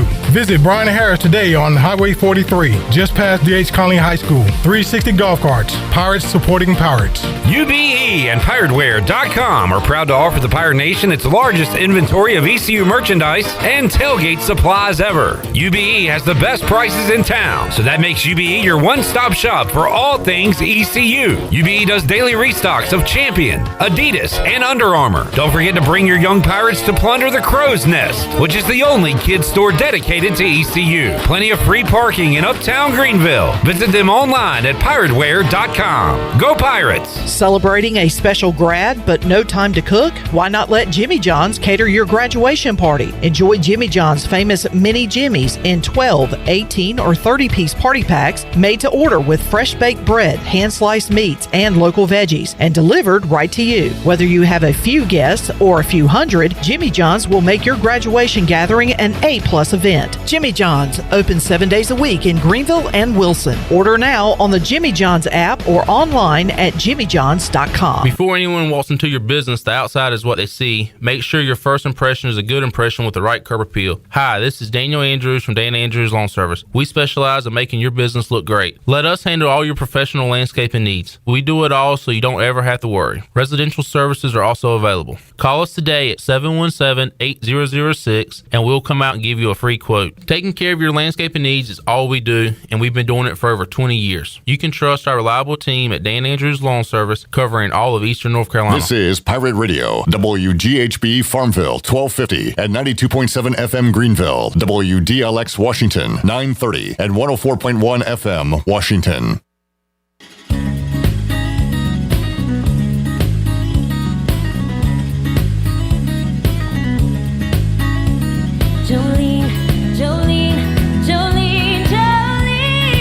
You're listening to Hour 2 of Pirate Radio Live. This hour is brought to you by University PC Care, your local tech support experts for all your business needs. Let University PC Care take care of it so you can take care of business. Visit universitypccare.com to learn more today. Now, back to the show. Welcome back. Thinking about takeout tonight? Familia can make everything real easy for you with a great selection of Italian food and more.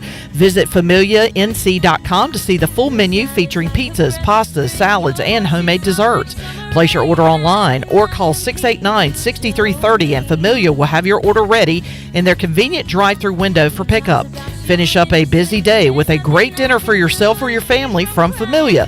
Familia on Fire Tower Road near Pitt Community College. Now let's head back into PRL. Here's your host, Clip Rock. All right, we just saw a Lane Hoover-esque home run rob of Matt Olson. Olson had hit it far enough, but it was brought back into the park. 10-6, the Braves lead the Tigers as they play in the ninth inning. Update on the Buccaneer Music Hall scoreboard presented by the Buck. Giants ended up adding another run in the top of the 10th. They lead the Cardinals 8-5 as they play bottom of the 10th inning. All right, let's get a White Sox update. How we doing, Patrick Mason? Well, they had an off day Monday, and they're actually in Los Angeles playing the Dodgers at night. So I tuned in. It's like 10 o'clock start, and Lance Lynn gave up 4 runs in the first, and I turned it off. and they lost. There's a great example of baseball. Olsen drills one to the left center gap. It's robbed, home run. And then Austin Riley just kind of dumps one into right. Also Lane Hoover style. Yeah. And just kind of puts it where they ain't, and he's on for a base hit. Yeah, it's a cruel game that way. The game of baseball. Yep. Speaking of cruel, I was looking for something to watch last night, and I started a show called Cruel Summer because I've heard people talk about it, and I don't know. I think I'm too old for it. Is it a cruel watch? I want it to be more interesting, and it's not so far. So it's not one you recommend to me? Not to you. This is not jury duty level. Have you finished jury duty? I'm one episode away. Oh man, I'm like that with shows and even books I read. I get so close to the end and I don't want it to end, so I don't do that as well. Yeah. So I'm at that point. I just gotta bite the bullet and finish it. I have really not watched the last episode of Yellow Jackets. My wife and I were going to go to watch it, and we were having some internet issues. It kept like buffering or whatever, and I was like, you know what? We'll save it for another time. And I was like, I really don't want to watch it. She was like, why? I was like, because it'll be over. Like, we won't have any more to watch. And this has been like almost a month now, so I need to finish that up. But I do the same thing. It's kind of weird, right? Yeah, it's nice to know you have it in your back pocket. Just like, hey, I got this show I like, and it's not over with yet. So honestly, like Justified was one of my all-time favorite shows. I don't know if I watched the last episode because I didn't want it to end. And now it's coming back like 5 years later. We need to talk to our psychiatrist about that. I think so. What does that say There's about some us? sort of unresolved issues there, you know. We're scared of something. Yeah. Of something ending. I don't know. Our lives, a relationship, whatever it is. Yep. All right. So Josh Thomas, and I think Ken did mention this, but thank you, Josh. Seawolf boated a blue 10 minutes ago. So I do like. So I was listening like the last 5 or so minutes when I get the station coming and listening to you guys, and you guys are saying, "Oh, he boated a blue," and I like that term. I've never heard that before. Yeah, I really like that. I'm a fan. We got a blue that's boated, and this thing's serious. They have like a live feed on at the weighing station or whatever on the dock, and cool. I think they have maybe radios going on at all times, so people are giving updates on. All right, we got one on the line. Oh, they had to release it. So, well, I've only been fishing like twice in my life, and I haven't gone fishing in like 15 years. But if I ever go fishing, I'm gonna bring out that term. Let's go boat some fish. Yeah, I feel like I'm gonna be, you like using it as a verb. Yeah, for sure. Okay, let's go boat them. All right, nice hat today, Patrick, by the way. Thanks. A little hockey throwback. Going with the Whalers. The hockey season coming to an end last night. It did. I thought it was fitting. One last hockey hurrah. So I actually caught a little bit of that. It was like 9-3. I don't know why I turned in, but it was like an old beer league hockey score. Like 9-3. With when the Canes lost, I was pretty much out of it. And I watched a little bit of college. Like, how much college baseball did you watch this weekend? 0. Yeah. Are you done?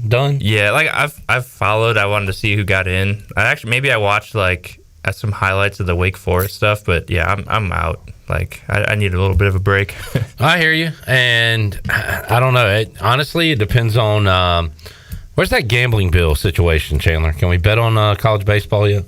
We're gonna have to drive to Virginia. I'm pretty sure I saw it pass, but not till 2024. Right, so we got a little time to wait here. Yeah. So if I can make it up to Virginia, might put some on Oral Roberts for fun or something. Just follow the Cinderella story. We were talking, isn't that like one of the more random schools to be good at sports? Like, because they made the basketball tournament a couple times too, right? Yeah. Yeah. And baseball, and it's like Oral Roberts. Like, you don't think of them as a powerhouse in anything, but yet here they are. Yeah, it was cool coming up during the Gonzaga run because it was really out of nowhere. Yeah. Like, I don't know how good they were when John Stockton played. Gonzaga is one of those schools where I had to look up where they're from. Like, before I really knew them, before they became a household name, it was like, where is this school? And it's, of course, it's like Pacific Northwest, and you never watch them. They're on it late at night. So I'm watching late 90s when they really started to hit their stride, and now I'm going to see, okay, so like early, mid-90s, they were winning 20 a year. And then it really got going late 90s, 24, 28, and Mark Few took over in 2000, and they've been... Wow, he's been there that long, huh? They have not won less than 23 games in a season since he's been the head coach. And they've been to the tournament every year since 99. It helps when you're just like obscure out there, like no one's watching you. Well, really. you don't have football. Yeah. Like you you just you focus everything you got on, and they're good in women's basketball too. UNC Wilmington should take note then, huh? Yeah, they need to be the Gonzaga of the East. Tyler says Oral Roberts campus is wild. Look up their architecture. Is that what they're known for, an architecture school? George Costanza alumni, maybe? Yeah, I think that's where Art Vandelay went. All right. Ooh, okay. I see some weird looking structures here, Patrick. We got some buildings. I guess you can sell some kids on that. Hey, because have you ever talked to any recruit ever? Oh, I really love the campus. It's a family feel. Where is you could actually be Oklahoma. You could actually be real with that. I love the campus. Some praying hands, it appears there. We've got, this looks like one of those things you get on and at the fair. I wouldn't get on it, but yeah, like the swings. Yeah, you sit in a chair and it whips you around. Yeah, we got one of those things out there without all the strings and the swings. They've got what looks like some Scientology churches or something. You're right, Tyler. This really took me for a wild ride here. Yeah, it looks really cool. What is that silver thing poking out of? It's like a mini Sky Needle. So, all right, Oral Roberts. They got a lot going on. They got some good baseball as well. I did not know that. All right, we talked to Cliff Godwin earlier. Got some decisions to be made. Well, first we got to have a draft, Patrick, to see what happens with the Joshes. And had Josh Groves and Josh Moylan on the last couple of days. And from my conversations on and off the air with them, they're hoping to be drafted and to begin their professional baseball careers.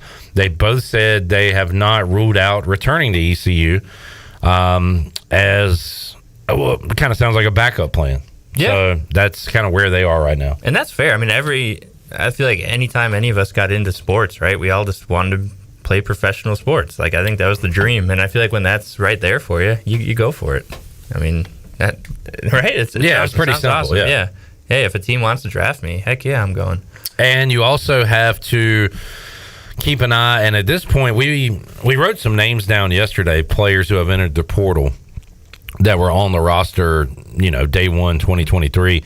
Connor Rasmussen, Merrick Beaker, Cam Murphy, Cam Burgess, Colby Thorndike, Miles Curley. Got to be honest, I told Mully when he said that name, I don't know who Miles Curley is. Yeah, there's a few.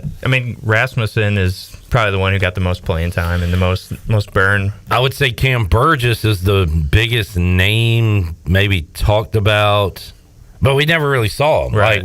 I think he had a good lead up to the season. Mm-hmm. People were excited about him, and then we just never really saw him. Yeah, and that's the thing, and it's weird at this time of year. Guys just try to go play somewhere, and I think you got a lot of young guys trying to make their way up. And, a guy like a Dixon Williams who didn't play a lot last year. What is his future at ECU? I asked him specifically to Cliff Godwin, and he says, you just got to be better every day mentally. And, you learn that during your time. So I'm hopeful that he sticks around, finds his spots, because I think he can be a really good player, and he's been putting up some good numbers in summer ball so far. Yeah, and just a guy like, it just comes to mind, Carter Spivey, a guy who, right off the bat, he wasn't, an all-star right off the bat, but just a guy who put in work, and, look at, he turns out to have, win the Pitcher of the Year award in the conference, and then just be a top arm in the system, I guess, or on the team. So, these guys just got to put in some work, and they'll get better. Connor Norby, year one at East Carolina, 194 batting average. 194, had one home run, struck out 9 times, walked 3 times, and had no idea he would turn into an All-American and a guy who is raking right now. In AAA. So you have to give these guys time to develop from 194 to 415 in his ECU career. I mean, it's a huge jump if you think about it. You're facing high schoolers to Division I baseball, which could be anywhere from a senior who's seasoned, who's throwing mid-90s, and in high school you're playing against a guy who just came out of social studies, who's got homework to do, and he's just humping it up there at 78. So it's definitely a big adjustment, I'm sure. So, a lot of examples of guys who maybe didn't get it year one who, and now I think to a lesser degree, we'll talk to Jacob Jenkins Coward coming up at 5 o'clock, but he had a bit of a Josh Moylan. Yeah. Where, really kind of a breakout freshman year, didn't meet expectations his sophomore year. Part of that could be just a terrible injury to the junk. Yeah. But I don't throw me off my game. I don't think his numbers are what he hoped for in his sophomore year, and look how Josh Moylan turned that around his junior year. So yeah, I'm sure he'll obviously be able to talk about this better. But I mean, there's definitely a few things where the league might make some adjustments. He was trying out a new position. Remember, he was a center fielder to start the year. So there's a lot of things, and I'm sure just the pressure as well. Just thinking like, hey, I got to be the guy when it's tough to do that. ECU as a team has a target on their back, and as the players get better and players get known, they have targets on their individual backs. And JC was probably that guy going into the year for ECU this year, right? You got to get one guy out in the lineup. You want to get him out. Yeah, he's definitely a guy you circle and say, every single pitcher knows where he's batting, what you got to do to him. So he's definitely a guy that does not fly under the radar, especially in that second year after what he did his freshman year. Patrick Mason joining us, talking a little Pirate baseball. We'll get into some Pirate football, and we're going to do a couple of drafts today, Patrick. Yeah, I'm excited. We're going to draft some soups. We got to draft soups. And I know people out there are probably like, are you really? You're going to talk more soup with Patrick? Like that's kind of our one thread together. Like every relationship has something like a foundation. It does. You build, like whether it be a song or a memory or a favorite TV show, like a child that bonds you to like anything. For Patrick and I, soup. And if Patrick is to come into Pirate Radio Live one day and I bring up soup, remember Chandler when we were doing a bit and he just shot it down and said, we're not doing that, we're moving on. If he came in here one day and said, Cliff, man, I've had fun talking soup and it's been a blast, but that's not really me anymore. Like I'm more than soup. Like there's more to life than just soup.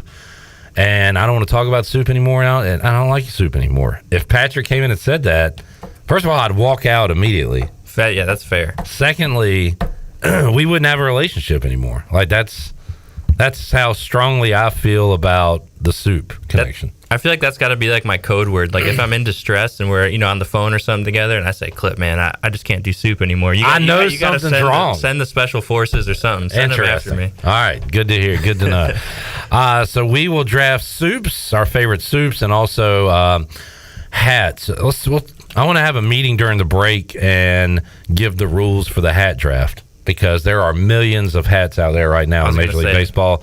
We need to have a rule. Rein it in a little bit. Yeah, so we'll do that during the break. Let's take a time out. More to go. Pirate Radio Live here on a Wednesday. You can get your questions, comments, likes, and subs in on Facebook and YouTube. Still to come on today's program, Jacob Jenkins Cowart at 5 o'clock. Mark Brown from CamdenChat.com to talk O's baseball at around 5:30. And we'll make you a winner. So a lot to go on today's edition of Pirate Radio Live. Back with you after this. Jolene, Jolene, please don't take him just because you can. Your beauty is When you walk through the doors of Villa Verde, you'll experience the sights, sounds, and smells of authentic Dominican flavors. This is Jay from Villa Verde, inviting you to come by this summer and try one of our amazing empanadas, our famous red snappers, grouper bites, seafood paella, Cuban sandwiches, and much, much more. Relax on the patio with a fresh mojito or a cold beer while enjoying one of our out-of-this-world desserts, like our rum pineapple cake or our famous tres leches. Villa Verde on 10th Street, a platform for good, and a proud supporter of the Pirate Nation. Did you know that it's illegal to dig without first calling 811? 811 is a free program that locates underground utilities, marking them with flags and paint lines so you know where not to dig. Accidentally digging into utility lines interrupts service and could seriously hurt you or someone else. If you know someone who's planning to dig, encourage them to call 811 at least 3 full working days before they dig. 811 is free, it's safe, and it's the law. This message is brought to you by Greenville Utilities and this station. And then it was Tuesday. We're here for the booty. Party? Pirate Water is here. Go to drinkpiratewater.com to find Pirate Water in a location near you. We're going plankton! Pirate Water is here. 21 and older, please drink responsibly. Take control of your health today with ArcPoint Labs. Are you a woman interested in your overall health? The ArcPoint Labs Women's Health Panel is a routine wellness check that tests hormone levels, thyroid function, cholesterol levels, complete blood count, and more. A simple blood test at ArcPoint Labs can provide some answers to why you're not feeling your best. Visit arcpointlabs.com today or call 629-6228. ArcPoint Labs. Accurate, reliable, confidential testing. Visit artpointlabs.com. Hi, this is Frank Lee with Appliances Superstore, and I'm inviting you to our grand opening on Wednesday, June 21st from 4 to 6 p.m. Come help us celebrate with light refreshments, and we'll show you how easy it is buying appliances. We started with a truck, a trailer, and a storage unit. Today we have 12,000 square feet full of appliances. We're located right off 264 behind the new DMV. We hope to see you June 21st from 4 to 6 p.m. Remember, we save customers money every day at the Appliances Superstore. With U.S. Cellular, it's just $29.99 per line for 1, 2, or 3 lines. So you don't need that robot daughter you built to get a 4th line for family plan pricing. Oh, Robe Elizabeth? She's not gonna like that. The robots will prevail. Oh boy. Get the low rate of $29.99 per line. U.S. Cellular, built for us. Terms apply. Visit uscellular.com for details. This is Brandon Tate, owner and operator of Atlantic Wireless, an authorized agent for U.S. Cellular since 1997. Visit atlanticwireless.com to find the store near you. We go beyond the call. Saturdays are your day to kick back, relax, and have fun. That's why Ottavola Market Cafe is the perfect place to go for dinner, drinks, and takeout. Ottavola is open every Saturday at 4 p.m. on the bar side, serving a special selection of menu favorites of appetizers, pastas, and specialty pizzas. Whether it's dine-in, takeout, or drinks with friends, Ottavola is the best choice every Saturday starting at 4 o'clock. Visit OttavolaMarket.com to see what's new, and visit Ottavola on Red Banks Road every Saturday starting at 4. Ottavola, Pirates supporting Pirates. Do you need custom t-shirts, apparel, or promotional items for your business, organization, or event? Keep it local and print it local with University Sportswear. University Sportswear is your one-stop shop to help promote your business and always provide superior customer service. No matter what apparel you need for your team or customers, University Sportswear can make it happen. Visit universitysportswearenc.com for contact information. University Sportswear, the official sportswear provider of Pirate Radio. Go Pirates! Hey everybody, this is David Glenn, and you're listening to my favorite station in Eastern North Carolina, Pirate Radio, the voice of the Pirate Nation.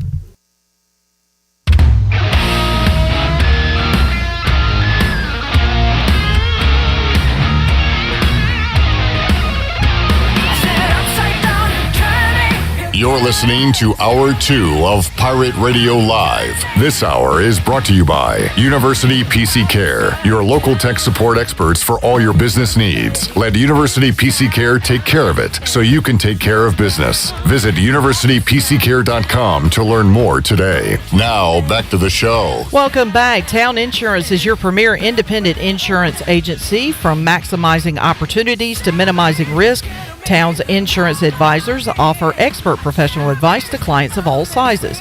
For personal or business insurance questions, call 756-8300 today. Now let's head back in to PRL. Here's Clip. Back with you, Pirate Radio Live, watching the Tigers and the Braves, and I believe Josh Moylan has his tryout today, or his workout, I should say, with the Tigers, and said that be taking some BP and doing some drills, and said they were going to have him obviously at first base, but also third in the outfield. So some of these guys, you know, you kind of you work them out and see how they could fit in with your organization, with your team, and they're going to move Moylan. And look, Josh Moylan, 2 triples this year. Yeah, I think he had 3 the previous year. He had 1 or 2 stolen bases. Had a stolen base or 2 this year.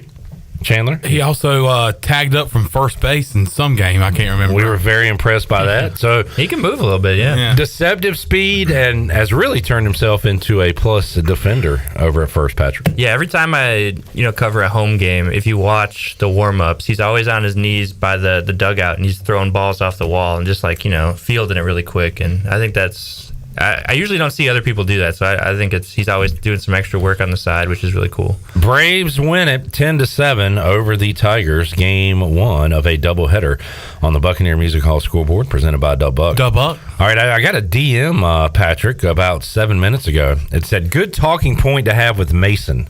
I love when people call you by your last name. Over under ECU baseball players moving on from the roster, whether it be NIL, draft, portal, or not asked back. The unofficial number is at 6 right now. If we're throwing in draft and otherwise, that number is going to have to go up to like 10.5, 11.5, I think, Patrick. Yeah. So I'll set it officially at 10.5, which would mean 5 more players would have to go if you take the over. For the over. Yeah. I think that's a good number. Like Josh Moreland, we were just talking about. I think he's just thinking. I think he could definitely be drafted. He had a really good year, and he plays a position where he can really hit. Landon Ginn, someone I haven't really thought about too much, but he is even another option to go. I think mid 90s kind of stuff, and he looks the part. So when we get up to 2, Josh Gross could be 3. And I don't know, especially what we saw last year, with CJ Mayhew going and even Zach Agnos going as a pitcher. I think there's some wild cards there. I'm gonna take the over. Actually. Well, yeah. At this point, see, if you're talking about 3 potentially leaving to go play pro ball, I think that number is going to go way up because you're still going to have guys that will see where they sit after fall ball. Conversations after summer ball even. But you'll have players leave then, so yeah, that number is going to be way over that. Yeah, now that I think about it. Yeah, the over is probably a safe bet. And just like the guys we saw a little bit, like Dixon Williams and oh my gosh, I'm mixing up some names here, but just some of those guys are going to get more playing time, and they're going to keep pushing for playing time too. So yeah, I think that it's probably going to be the over. Big night for him, by the way, last night with 6 RBIs, I believe. And he's a big guy, guy. A home run short of the cycle, I believe. Yep. And just looks like an athlete. I hope to see him grow here at ECU into a great player. Nathan Crispin was the other name I was thinking. Just another guy who can, push for some playing time. Off topic here, Chad said, hey, you guys going to watch the new season of 60 Days In tomorrow night featuring the Pitt County Detention Center? Heard about that, Chad. I don't have plans to watch it, but I don't know. I might add it to the queue. I'm not really interested in that kind of stuff, so I'm probably out. All right, Patrick's out. Chandler? Nah. I appreciate your honesty, by the way, Patrick. Yeah, it doesn't do anything for me. So I didn't realize this. I was actually listening to a podcast and heard them promoting it. So it's people that it's like jury duty. It's somebody that goes in that wasn't really arrested.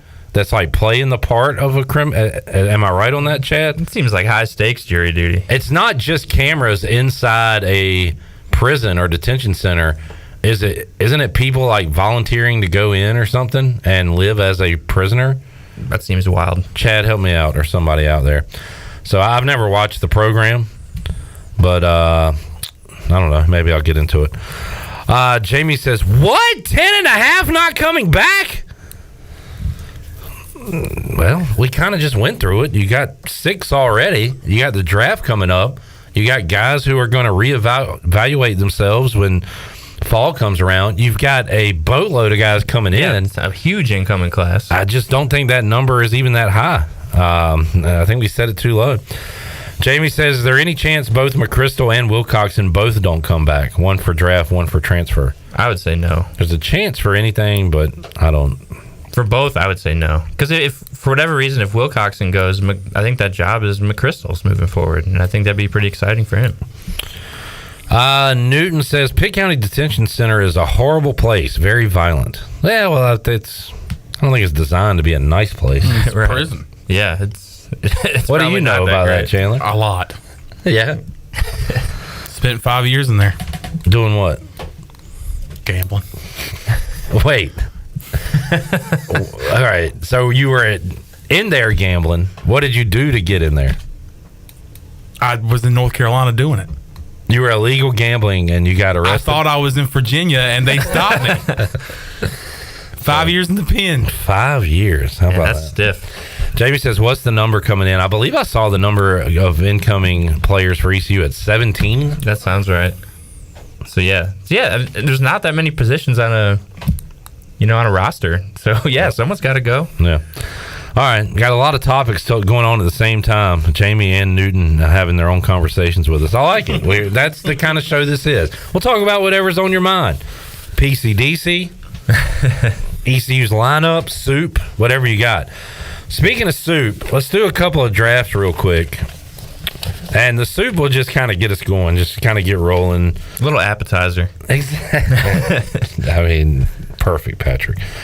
I did not come up with an order. I guess I'll break out the random number generator. So what we're going to do is we are going to draft our favorite soups. Should we go snake style or traditional sports style? I say we go traditional. All right, traditional is fine. Thank you. See, Patrick's an answer man. You're kind of a laissez-faire, don't care. Go with the flow. Yeah, Pat, we need an answer guy around here. Yeah. And Patrick is that guy. You see how he acts around coaches. You see how he intimidates coaches. You are scary. Mike Houston was scared bleepless last week with you in studio.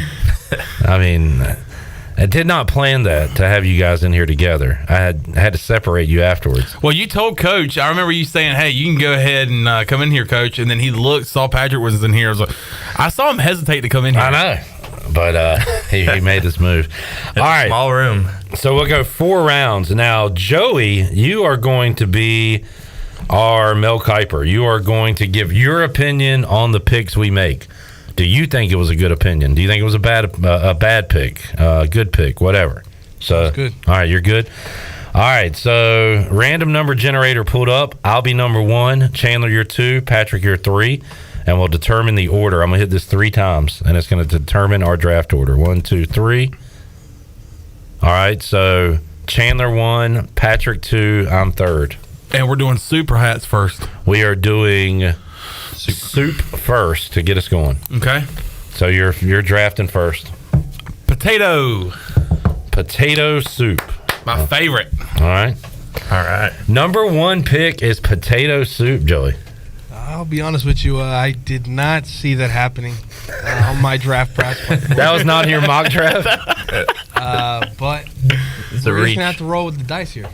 I feel like, first of all, not exciting.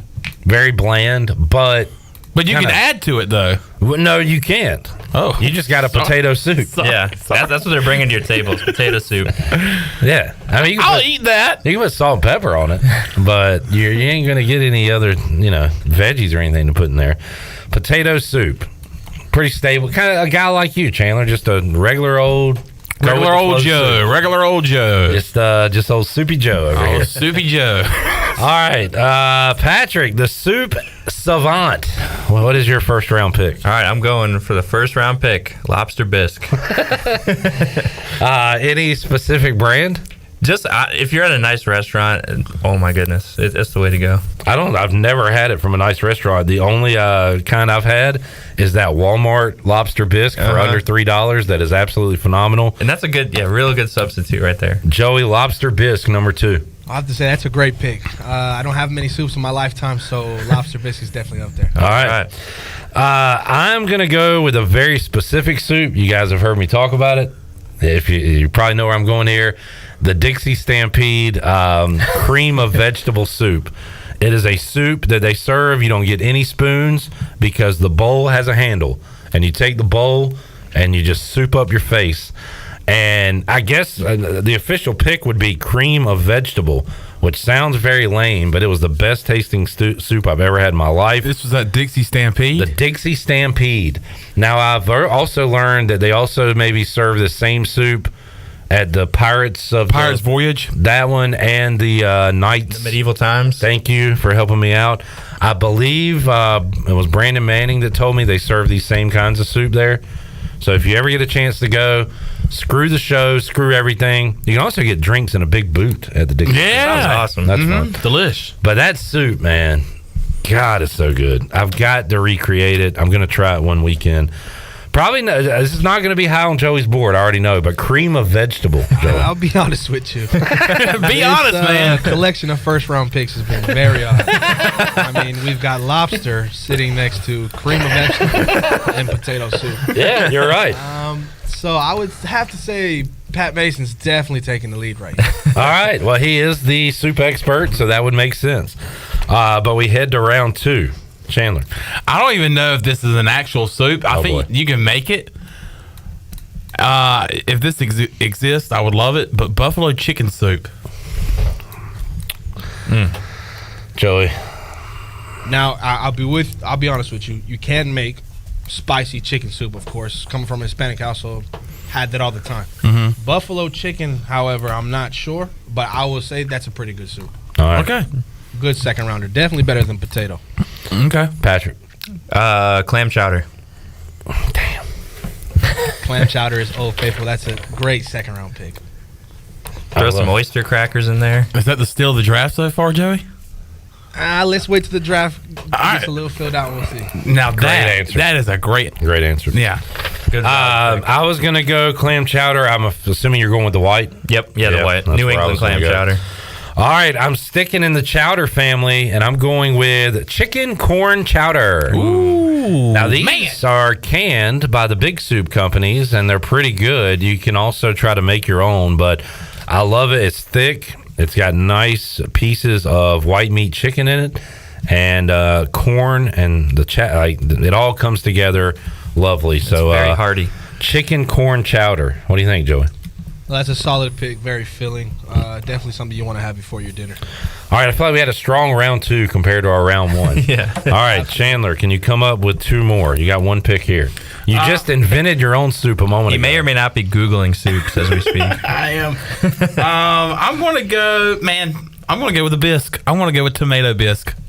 I'm not a big tomato guy, but Joey's over there disgusted. That's like the only ingredient. Yeah, it was like, not a big tomato guy. So give me tomato Just bisque. give me tomato and Let me finish, guys. I was going to say, I don't usually like tomatoes, but I will eat a tomato bisque. That's about anything tomato.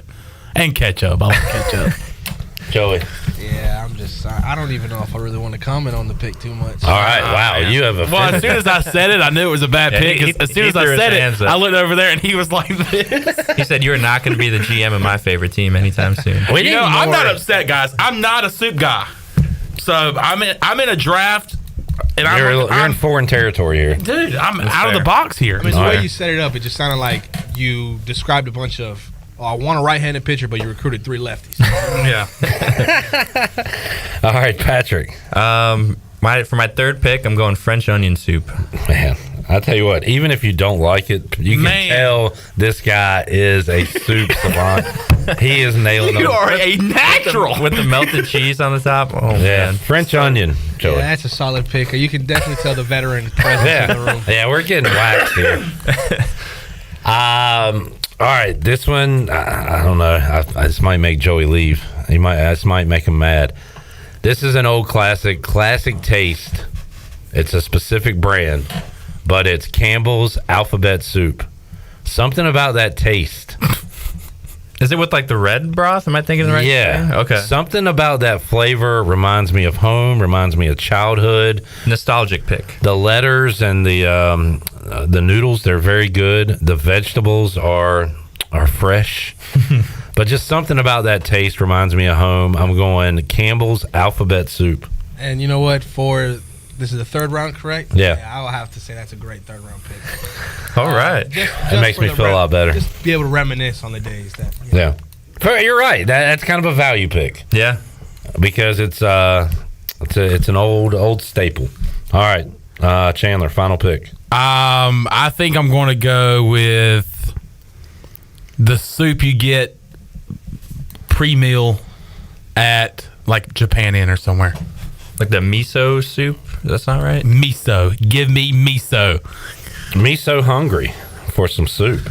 So that is just, it does have a taste to it, but really to me it just tastes like boiling water with some spices in it. Yeah, it's like a salty. It's super hot. How about miso?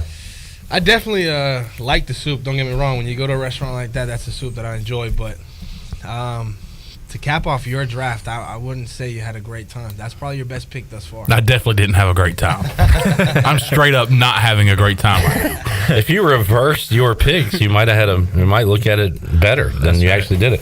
All right, Patrick, to cap off your soup menu. So for my fourth round, I think I'm going to go high floor. Maybe not the highest ceiling, but high floor pick broccoli cheddar soup. Dang, man. The draft order is huge. This guy is insane. Because I was going New England clam chowder, and I was going to go broccoli. So I'm just cheddar swiping there. all the players ahead of time. Dude, you are cooking right now. But here's the thing. If I had got those picks, if I was ahead of you in the draft, you still would have found something to put on your soup roster that would have been better than mine.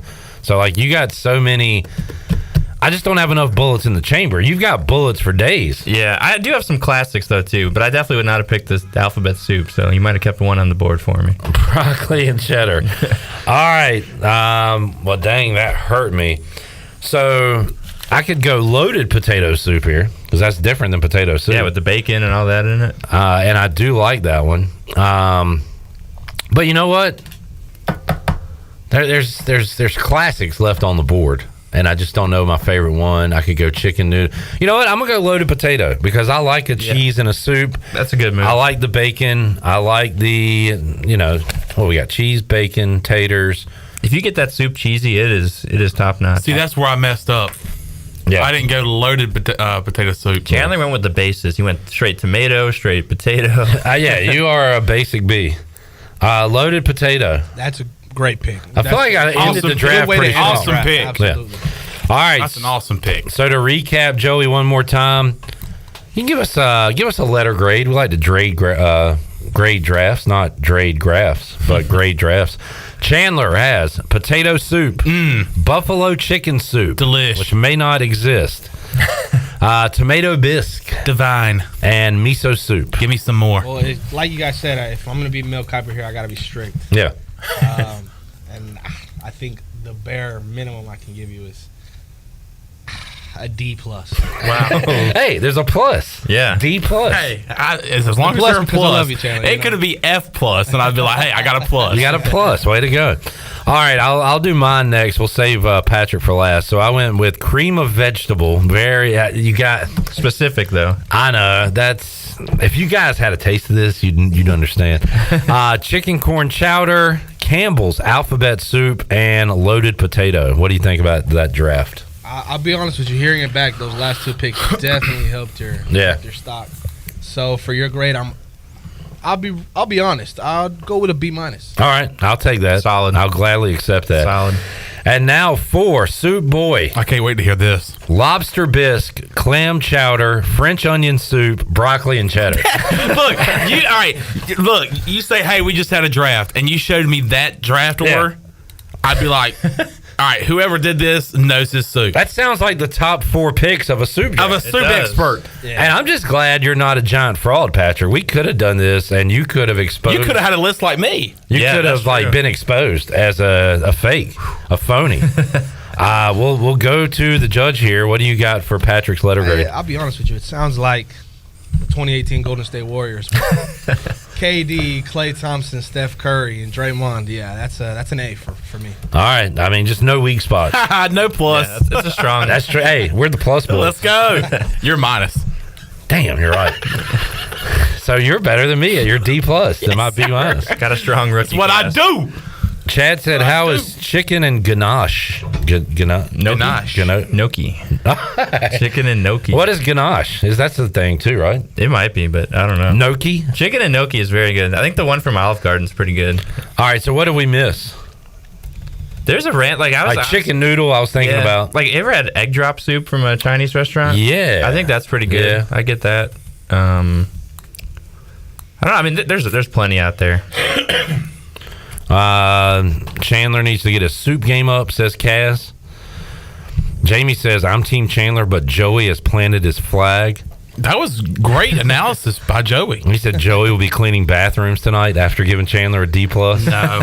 No, we don't take it personal. Like, this is... No. I like that Joey took his job seriously. Yeah. I would rather him be real with me than fake. He was a real And he was being real. I'll be real with you, Chandler. I'm not the expert on soups either, but I do Right. have my phone here to me. And I'll be surprised that I didn't hear creamy tortellini. Oh, wow. Hey. Okay. That was his. What was the snub in this draft? You know, that was his snub. Draft snub. What's a good Puerto Rican soup? Is soup a popular? Oh yeah, most definitely. But I'll be real with you. Talking to the mic. Definitely. There you are. But I'll be real with you. Growing up, my mother made it way too much.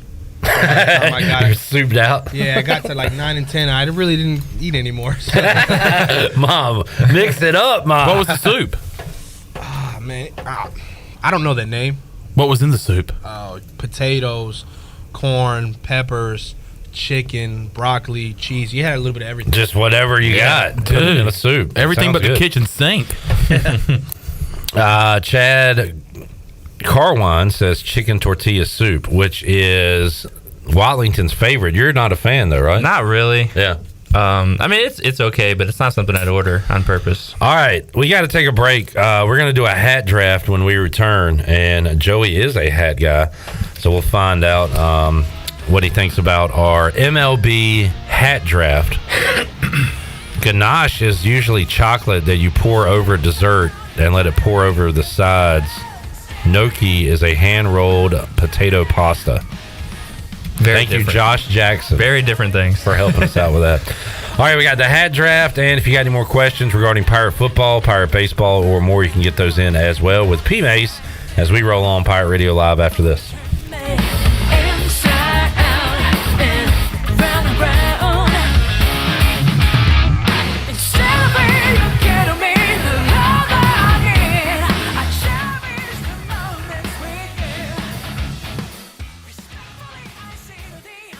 It's the summer shopping season at Brown & Wood. Here with Jeff Stein. Jeff, I've noticed a lot of great GMC pickup trucks on the lot. Yes, sir. We have 2500s and 1500s in stock in the all-new 3.0 Duramax diesel. We earn 30 extra trucks on allocation, so go online, brownandwood.com, or stop in, build your truck, we'll get it coming for you. Brown & Wood, voted number one by the customer in Greenville. 4 brands, 3 generations, 2 rooftops, and 1 goal to make sure you leave a happy customer.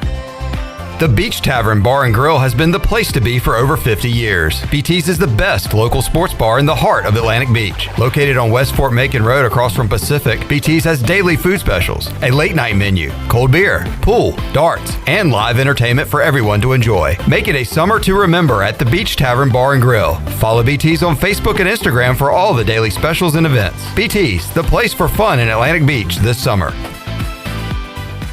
The Rick House is Eastern North Carolina's premier restaurant and bourbon authority. Jefferson's, Basil Hayden, Woodford Reserve, and a Midwinter Night's Dram are just a few of the incredible bourbon options. The Rick House features the very best steaks and fresh, made-from-scratch pastas. The Rick House can host your corporate event or special parties in the 3,000-square-foot banquet hall. Join the Rick House for Sunday brunch from 10 a.m. to 2 p.m. and for the wine tastings on the last Friday of every month. The Rick House. Do you have any real estate questions about buying or selling residential or commercial properties? Are you curious about this current real estate market? Do you need a property manager for all your rental houses? This is proud ECU alum Scott Harris with RE/MAX Preferred Realty and SD Harris Properties, and I would love to help answer every question you have and show you a real estate experience that will be memorable and enjoyable. Every step of the way, I'm here to make your dreams a stress-free reality. Call me today at 347-1857. That's 347-1857. Go Pirates. It's bow time. Sometimes the craving for Bojangles Supremes is so strong you just gotta have them. Even when your gas tank is on empty and Bojangles is still 10 miles down the highway. Nothing beats the flavor of Bojangles Juicy Golden Supremes, especially when they're part of a perfect combo with 4 boldly seasoned chicken Supremes, a made-from-scratch biscuit, fixin', and some legendary iced tea. The only thing that can satisfy your hunger is that delicious southern flavor. So when the craving is supreme, put the pedal to the metal. It's bow time. You've worked hard to make your business successful, and that's why it's really important to always have a bank that's in your corner when you need them. This is Chris Richards from First Bank, and our experienced team of local bankers includes Lee Watson, Ashley Capps, Bonner Latham, Josh Hooten, and Heath Nisbet. To get the business services that are right for your business, come and see one of our experienced team members at First Bank on Arlington Boulevard in Greenville. First Bank, together with our customers, we're creating a world where individuals and communities thrive. Member FDIC. Country Mart has been locally owned and operated for over 40 years and is your premier country store serving the best cheese biscuits and country food around. Country Mart is open every day and has 2 locations in Bethel on Highway 11 and in Stokes on Highway 903. Both Country Mart locations are top-of-the-line fuel stations serving Shell gas, including 93 ethanol-free high-octane gas, which is the best for all you boat owners. Country Mart, fueling you up with great food in your engines with great gasoline. Go Pirates! Upgrade your comfort right now during Bostic Sugg Furniture's Summer in Motion event. Need to relax, recline, and unwind? Now at Bostic Sugg, enjoy savings on all our top furniture brands. Plus, for a limited time, when you buy any recliner, lift chair, or reclining sofa or sectional, you'll get a second reclining furniture item at 40% off. With over 400 items in stock plus special savings on custom orders, relaxation has never been so easy. The Summer in Motion event on now at Bostic Sugg Furniture. What's up? This is Bryson Worrell, and you're listening to Pirate Radio, the voice of the Pirate Nation.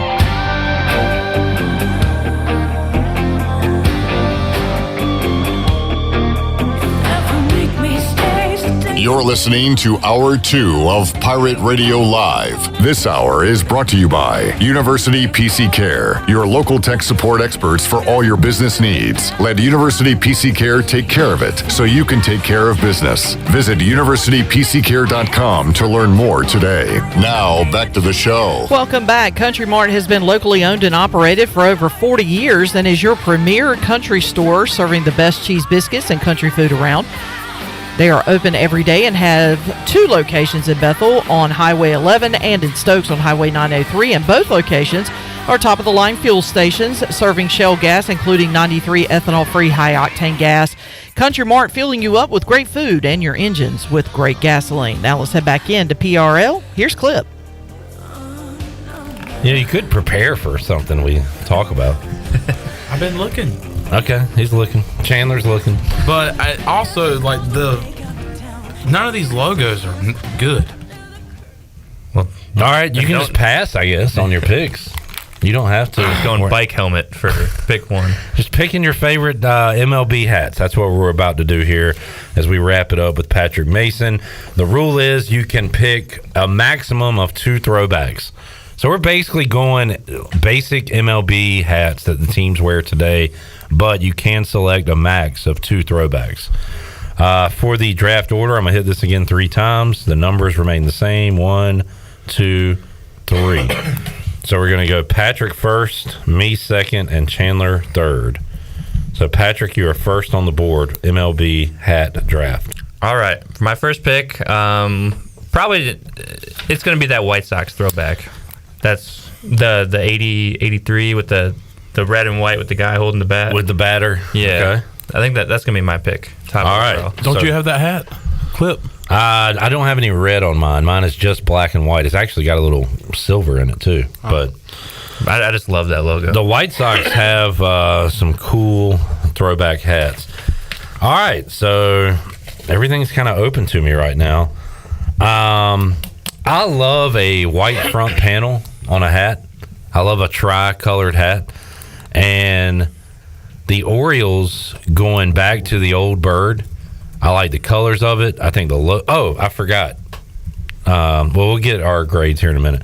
I'm going Orioles home hat, the hat that they wear now, which is their throwback bird. With the bird. But the tricolor white front panel. That is a clean look. I just love that hat. I'm going Orioles. That was on my big board. Real quick, I tell you what, we'll do it round by round. So Chandler, go ahead and wrap up round 1. I think this is kind of their standard hat now, but it's their throwback logo, the Brewers. So which one? It's the glove. The glove. That is on my list. Me too. That was on my board. And I think you're right. I think that's their basic hat now. Yeah, with the ball. It used to be the M, and now it's just it's this. All right, that's a strong first round. We'll go to Joey real quick. Joey, throwback White Sox, Orioles, and Brewers glove. I will say for the number 1 pick, the throwback White Sox, it's a good hat. Don't get me wrong, very good hat. But with all the great hats there is in the MLB, I don't know if that's number 1. Bit of a reach. Number 2 with that Orioles hat, I do like that hat, white front trim with the bird on there. I guess maybe because I'm younger, I really look at that hat and I think Adley Rutschman off All right. the bat. Yep. And then with Brewers. the last pick, the Brewers. Yeah, I do like the glove way more than that M with, I guess, a little flower on the bottom or whatever. The wheat. Yeah. There you go. Yeah, so. And I like solid that one first too. round. I had that one in the 90s when they first came out with that. But anyway, all right, good first round. Patrick. I'm going to burn my second throwback right off the bat. I'm going to go with the Devil Rays hat. With the actual Devil Ray on the hat. With the Stingray on the hat. Stingray. I love that thing. So throwback Devil Rays. So Patrick has used his throwbacks.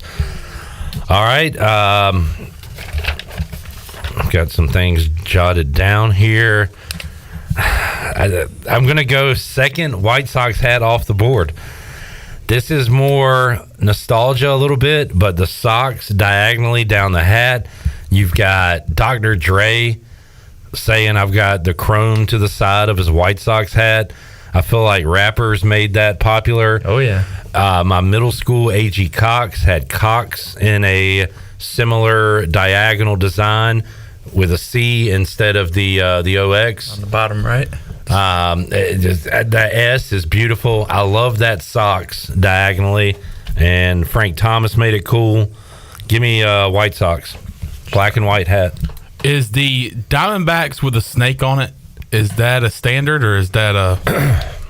I think the standard has an A on it. But I also feel like the I don't know, that's not what they wear now, but I like the snake. Okay. Diamondbacks. That's like a Randy Johnson reminded me of, I'm pretty sure. So a throwback. All right, Oh, yeah, with the D. Yep. Yeah, a snake head and the D. All right. Yeah, I'll give you that one. Does that count as my second throwback? I don't know if that's a throwback or an alternate hat. I'd have to say that's a throwback. Okay, we'll count it as a throwback. Diamondbacks throwback. All right, you got Devil Rays throwback, White Sox current, and Diamondbacks throwback. Joey. That was a great second round, boys. I'll be honest with you. The Devil Rays is good throwback. I mean, you even see it in the movie sometimes. The White Sox hat, that Dr. Dre. That's a clean hat. I just saw a picture of it as well. And then also with the Diamondbacks, Arizona, that's more of a memorabilia for me too, because only baseball I have that signed by a player is a Diamondbacks player, and that was with that snake logo on there. Who is it? Oh, shouldn't ask. All right, Chad Tracy. We move on to round 3. Patrick. So I got to stick with current. I'm going to go Toronto Blue Jays. I love the Blue Jays hat. I was looking at hat rankings just to kind of get myself updated on some hats. They had the Blue Jays like 26th. That's way too Are low. you kidding me? Yeah. That is a top 5 hat currently. Yeah, it is awesome. I have an alternate hat that's just the maple leaf in red, which I think is cool. But I love the colors, and the Blue Jay looks cool. I think that's a great pick, but we'll see what the judge has to say in a moment. What else do I have here? We'll go... And I don't know if this is a throwback or not. I'm not sure what they are currently wearing. But I'll go Ken Griffey Jr. teal Mariners hat. Ooh, that's solid. Yeah. That he made cool. Wearing backward? Back in the day. That one right there. Where he's wearing it backwards. He's hitting home runs. So Joey, just to get a look, I'm going that old school teal Mariners. Clean as a whistle. Chandler, you want to get some eyeballs on that, baby? Solid pick. Yeah, that's good. That's beautiful. You gonna wear it backwards? Have to. Yeah. You have to. Give me teal Mariners, and we'll count that as a throwback for me. All right, Chandler. I just thought about this, but the Brewers pick that I had, that we didn't count that as a throwback since they wear it now. Correct. I'm going to go with a throwback. I'm going to go with a specific color of this hat. I always liked the logo, especially back in the 2K11 MLB games. I'm going to go the Miami Marlins. Florida Marlins. Florida Marlins, actually. The teal, Florida. Teal. Yep. Here. Love that hat. I had it. The one in the middle. I had it in 1993. So I'm going to go with that with the F and the Marlin. Great hat. Give me that. I like the color of that hat. All right, Joey, how about that round? Blue Jays current teal, Mariners throwback Marlins teal. A lot of teal. I'll tell you what, this draft has been a lot better than the Soup draft. Yeah. You guys are not missing, I'll be honest with you. With the Blue Jays, my favorite part about that has just the tiny little accent of the Canadian maple leaf in the corner. All about the details. Yeah, all about it. Ken Griffey with that teal hat, just making it legendary. That's a solid pick, especially in the third round. Man. And then Beautiful. with that last pick, that was the Florida Marlins. Florida Marlins. Yeah, I like that, especially because of tribute back to being a Florida team instead of now just Miami. All right, there you go. Patrick, final pick. Final pick, Pittsburgh Pirates. Man, you are a snake. I don't like being behind you in draft. Now, this one is not going for the wow factor. This is a classic look. It's just nice and clean. I like the colors. The gold pea kind of pops. Yep. And just real clean. I love it. Now, Joey's a younger guy. He might want something a little more flashy, a little more look at me. But as far as just classics go, yeah. And on that note, I might pick one that I'll never wear and never own because I can't bring myself to do it. I think I know where you're going with this. I can't believe I'm going to do this. I'm going to go throwback Phillies, like the Mike Schmidt era with that dark, whatever that is, color is, maroon. But the throwback Phillies, I'm going just the dark with the P. So that one right there. That is a really cool That's P. what I'm going with. Again, I will never own this hat. I can't bring myself to wear any Philadelphia gear. That's fair. But I love the color scheme. Love the hat. Give me throwback Phillies. All right, Chandler, last pick. I think I'm going to go. All right, so I was thinking about going with the Cubs, but their C is just too bland for me. So I think I'm going to go with the Cincinnati Reds hat. C for Chandler. Just the okay. It's got more of some C for to it. Chandler. Yeah. I had a Cubs hat that I wore just because I had a C on the front. Cincinnati Reds. Our older audience might like that because they'll think back to the Big Red Machine and things like that. And I'm doing it for the voice. For Jeff Charles. All right, so Joey, Pirates, throwback Phillies, Reds. So for me, with the Pirates, I know you said it's a bit of a classic, but less of a standard hat. But for me, I've always loved it. Being Puerto Rican, Roberto Clemente. Okay. Legend. There you go. So, gotta love that hat. All right. And your hat was throwback Phillies. Throwback Phillies. How you feel? Maroon is nice, you know. Yeah. It's a good. You don't love it. But I don't like the Phillies. So. All right. Chandler with the Reds. I can't debate that. If that's a tribute to the voice, I can't debate I know. That was kind of that was a bit of a cheap pop, to use a wrestling term. But you know what? It worked. And you know what? If you want to go voice, maybe best hat, and there's a million hats out there, but the Detroit Tigers hat, very simple but classic, the way the D is. I would do that for Brian Weingart's. There you go. He always wears that hat. Wears that hat. We left a million hats on the board, we don't have time to get into them because we are past time. We got to let Patrick go so we can talk to Jacob Jenkins Coward. But we will have more drafts coming up later on this summer. If you have a good topic for us or something you'd like us to draft, whether it be sports, entertainment, whatever, let us know. Give us some good topics, and we'll do that on Wednesdays. Patrick, what you got coming up on the page of the Daily Reflector? Just some summer stuff, really. Just some kind of looking at some longer term stories, but just just be surprised, I guess, when you pick it up. Not a ton going on now, so time to preview football, which we'll be doing Thursday with Aaron McMahon from M Live and from Ann Arbor News. We'll talk Michigan football. Steve Cotton got him lined up for next week, play-by-play voice of Marshall. So kind of getting into preview season here a little bit. Absolutely. All right, thanks for hanging out, Patrick. Yeah, thanks. We'll take a time out, come back when we return. Jacob Jenkins Coward joins us on the Pirate Radio Live line. More to go, Pirate Radio Live on a Wednesday. Back with you after this.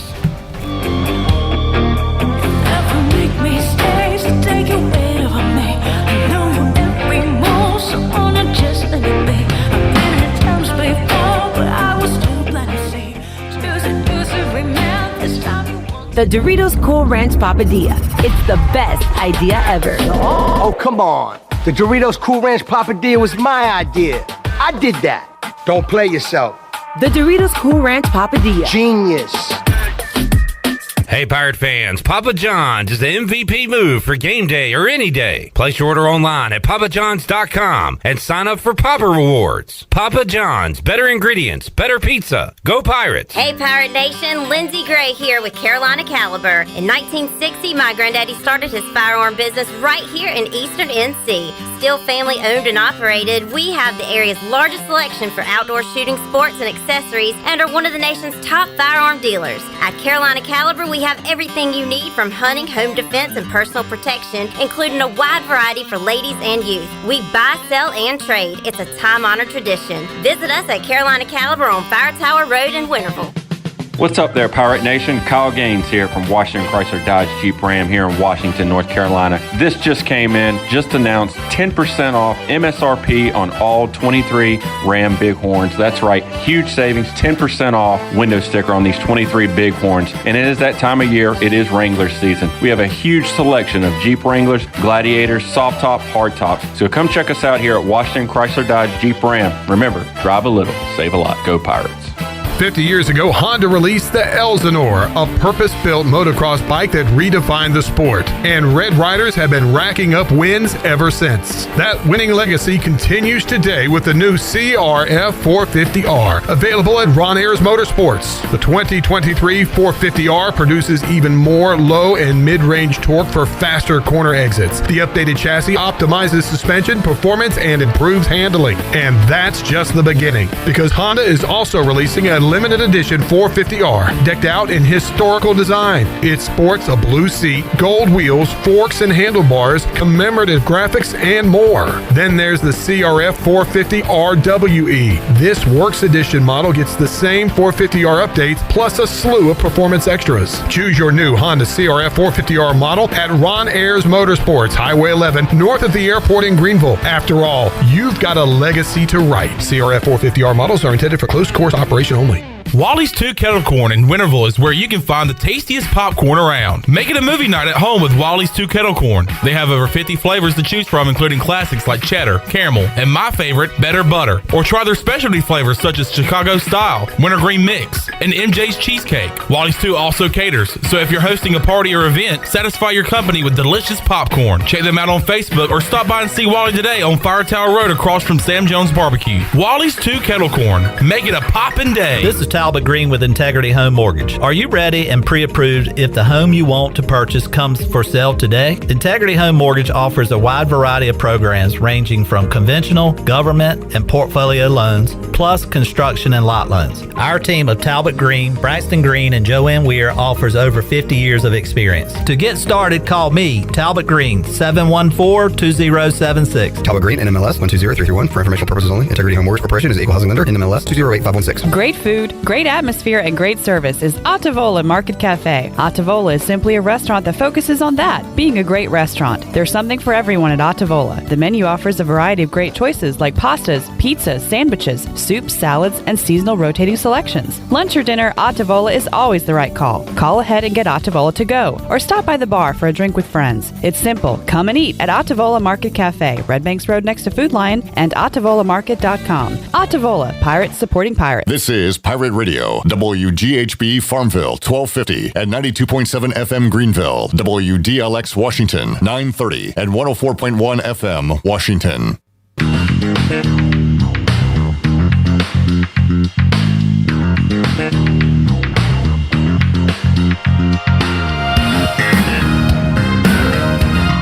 You're listening to Hour 3 of Pirate Radio Live. This hour of PRL is brought to you by Bud Light, reminding pirate fans to stay in the game and drink responsibly.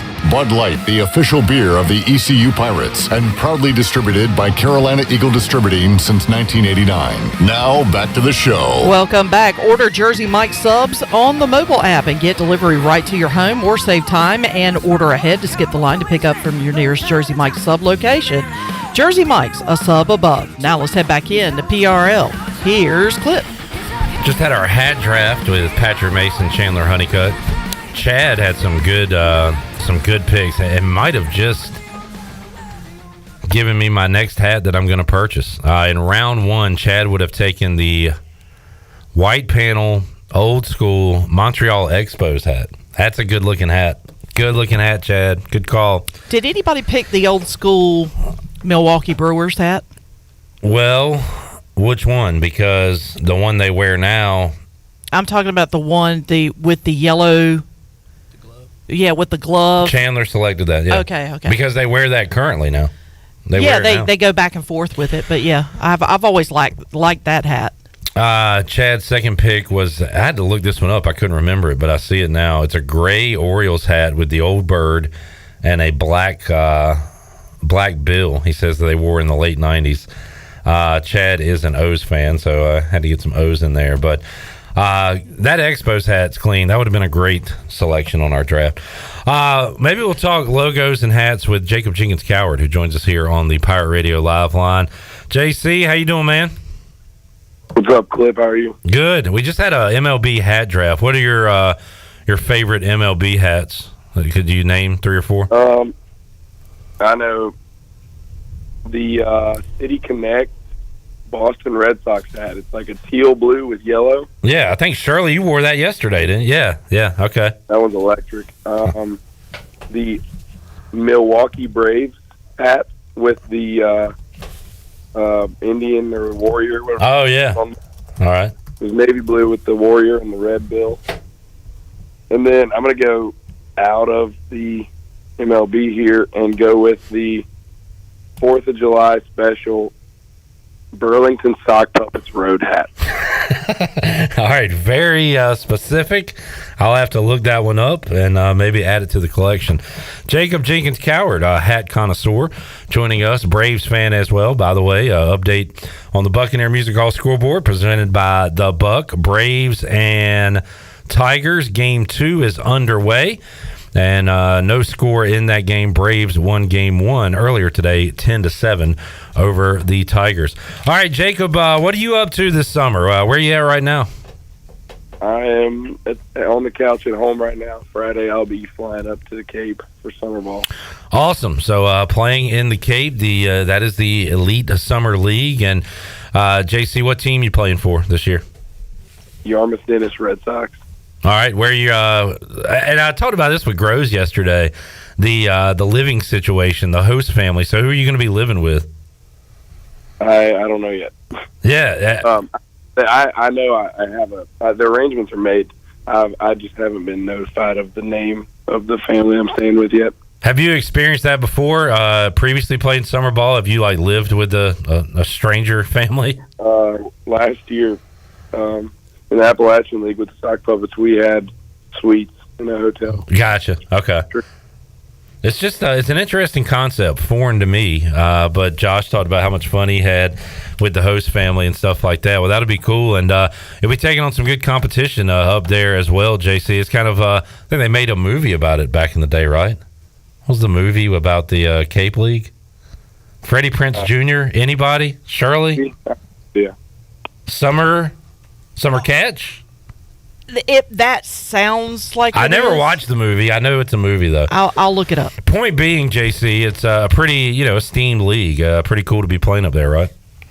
Yeah, absolutely. All right, Jacob, how about how the season ended? 2 awesome wins against Oklahoma, 2 tough ones against Virginia, but how about how the team played up there in Charlottesville for the regional?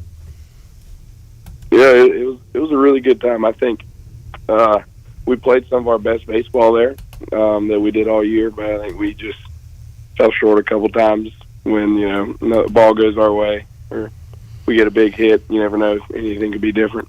Yeah, and man, I talked about it with Cliff and with Josh and other guys about Starling getting up. So Lane Hoover singles through the left side of the infield. Jacob Starling's up against the lefty, the spot you want him, bases loaded, down 4. And man, how close was he to that one, Jay? He just missed it, right? Oh yeah, yeah, he hit it. We thought I had a chance, but him coming out of the box, he knew he had missed it. It kind of deflated the tires, but he had a really good weekend, and a lot of the guys did. So it was really, really good to see him hitting the ball well. Jacob, how about yourself? I mean, coming off a great freshman year, You had a good year in 2023, but hampered by that injury. And I don't know, did you feel 100% coming back? How much did that affect you the second half of the season, coming back from that brutal injury? I felt great. There were, early coming back, I felt a little slow, but once I got back into the swing of things, I felt really good. Yeah, okay. So, I don't know. No, that wasn't a factor at all, in your opinion? I'd say when we played at Wichita State, I wasn't moving my best. It was the first weekend back, and I jumped right into a doubleheader. But I'd say after a couple weeks, I felt good. How about the numbers this year, JC, that you put up for the Pirates? 9 home runs, 45 RBIs. You hit 294. Do you have goals going into a year? And if so, did you accomplish them? Or if not, what do you think about those numbers to wrap up the season? I think, it is what it is. I was just really just trying to do whatever I can to help the team win, and I don't really care about my numbers at this point in time. But I didn't really swing the bat the greatest that I could, I think. But that's baseball, so we'll get back on it. Are you? What's the schedule like when you play summer ball and what you're about to go into? Are you going to be playing almost every day, Jacob? Do you get a break in now and then? What's it going to be like? Do you know? Yeah, so it'll be. The schedule is 5 games in a row and then a day off, and just repeat that cycle. Yeah. And you cool with playing every day? Do you like, staying active, or would you rather kind of get more rest in? What do you prefer? No, I'd absolutely love to play every day. You want to be out there every single day, and you will be up at the Cape Cod League. When do you say you're heading up there, Jacob? Friday morning, I'll hop on a plane up there. Good deal. So that's the summer plans for JC, and then I guess a little bit of time off. How much time off do you get between summer ball and when you guys start up fall ball and the Purple Gold World Series and that stuff, Jacob? I think we have to be back to school August 16th, somewhere around that week, and the regular season will finish August 2nd. So hopefully we get hot and make a playoff run. And I'll be up there for a little longer. I think the 12th is the end of the playoffs. So it could be a tight window. Yeah, and in between that, you got the MLB draft coming up, and we've talked to both Joshes, Josh Moylan and Josh Groves, who said, yeah, it's our dream. We want to get drafted. They also said that if it doesn't work out the way they want it to, if the numbers aren't right, they'll be back. Would not mind being back at ECU. So that's what they said to us on Monday and Tuesday. And I know you'll be keeping an eye on the draft, see what happens with your teammates, Jacob. Yeah, absolutely. I'm really excited for those guys. They put in all the work, and they deserve it. So I hope everything is in the cards for them, and they get to go fulfill their dream. Yeah, and you'll be, in that same boat coming up this time next year, hopefully, where you'll be getting your name called. And I don't know, how much do you think about that? I mean, you see, former Pirates in minor league baseball, in Major League Baseball. You got to focus on the day-to-day, but what about that dream, Jacob? How much do you think about the next level while you're playing at ECU? I'd say it wasn't, it's always in the big picture. And you can't lose sight of the big picture. And I can't lose sight of my goals, because what I'm doing daily is really directed towards my goals. So, it's not in the forefront of my mind every day, but at the same time, when I look up from working, I can see the big picture. I can see it. Yeah, Jacob Jenkins-Coward joining us. Jacob, this offseason you're going to be playing up there in the Cape Cod League. You got fall ball, of course. Anything in particular you want to improve on? Anything you're going to focus on this offseason to get better at? I think I need to get a little bit of an edge back. I think coming into this year, I was a little bit complacent with where I was, and that that kind of took away some competitiveness. And I think that's one of the main things. You got to be a good competitor before you can be a good baseball player.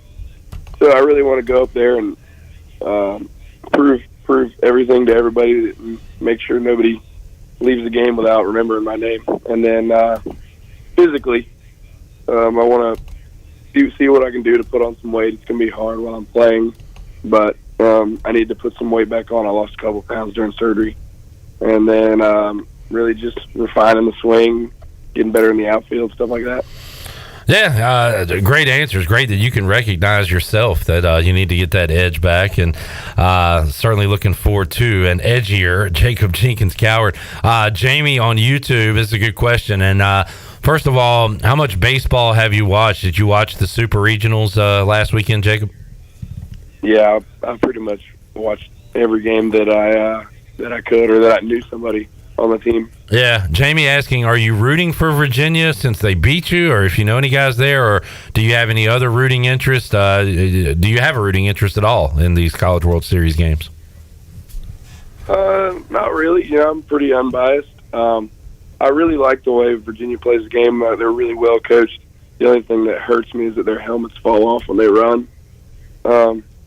But no, I'd say I'd like Virginia to make a good run. They deserve it. They work hard, stuff like that. A good deal. Jacob Jenkins Coward joining us on the Pirate Radio Live Line. Well, JC, it's been great talking with you this season, man. Getting to knowing you. You got a lot of fans out there just for your personality and obviously what you do on the field as well. So keep up the good work. We'll be checking in with you, keeping up with you during the summer up in the Cape Cod League, and hopefully can talk to you again down the road, man. Absolutely. Thank you, Jacob. See you, man. Thanks, Chris. All right, there is JC, Jacob Jenkins Coward. Loved his answers on improvements, and a lot of guys will say just want to get in the cage or just want to catch fly balls or whatever. He said he's got to get his edge back. So that was an interesting answer, and also talked about putting on some weight as well, and the weight he lost during that injury when he was bedridden for that brutal injury that he suffered. All right, great to catch up with JC, Josh Moylan, Josh Groves this week on Pirate Radio Live as part of the Delcor Players Lounge, and it is getting hot. You want to make sure you are good to go when it comes to your AC, so call the service professionals or go online, delcorinc.com. Give them a call, 321-8868. The service professionals will take care of you. All right, let's get a break. And I'll tell you what, Shirley, let's go and open up the booty bag. Make somebody a winner here on Pirate Radio Live. Booty, booty, booty, booty, booty everywhere. Booty, booty, booty, booty, booty everywhere. 317-1250. What are we giving away on this Wednesday?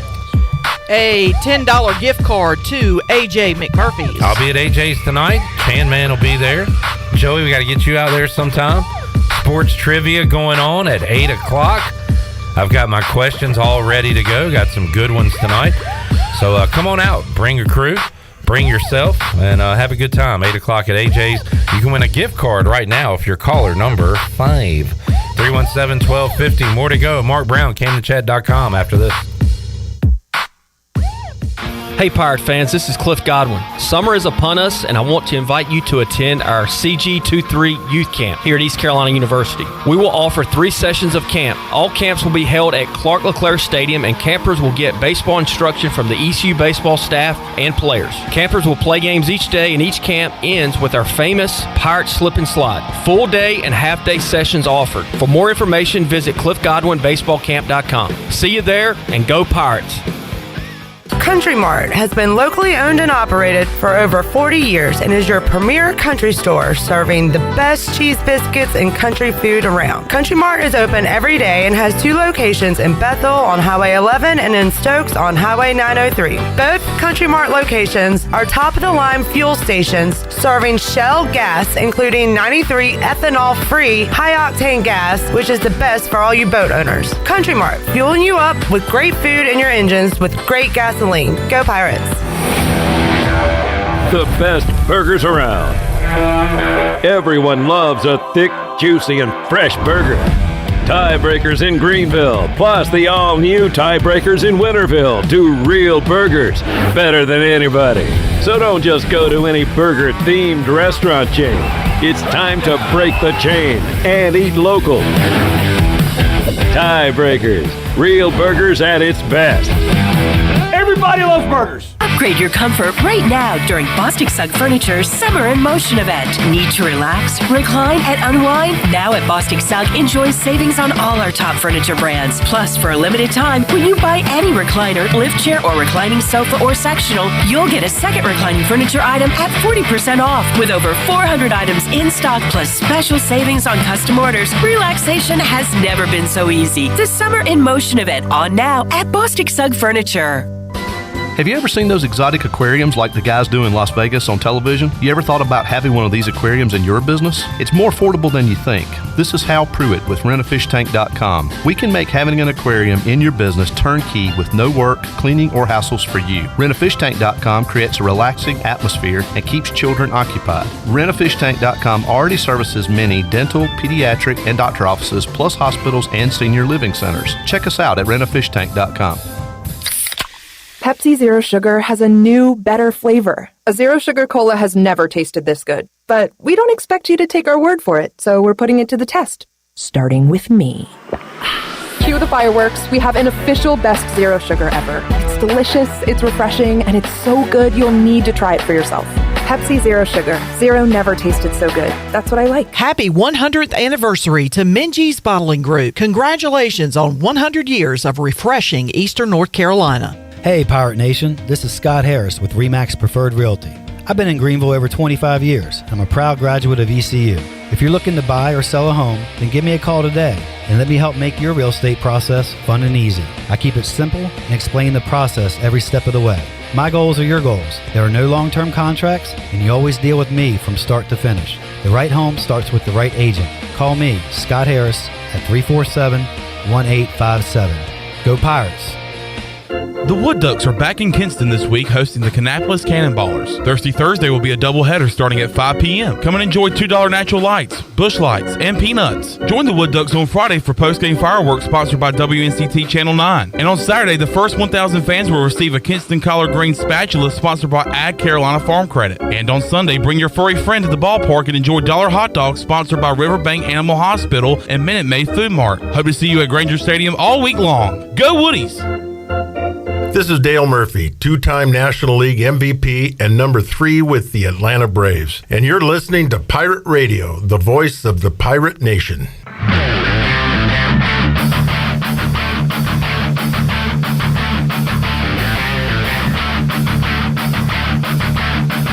You're listening to Hour 3 of Pirate Radio Live. This hour of PRL is brought to you by Bud Light, reminding Pirate fans to stay in the game and drink responsibly.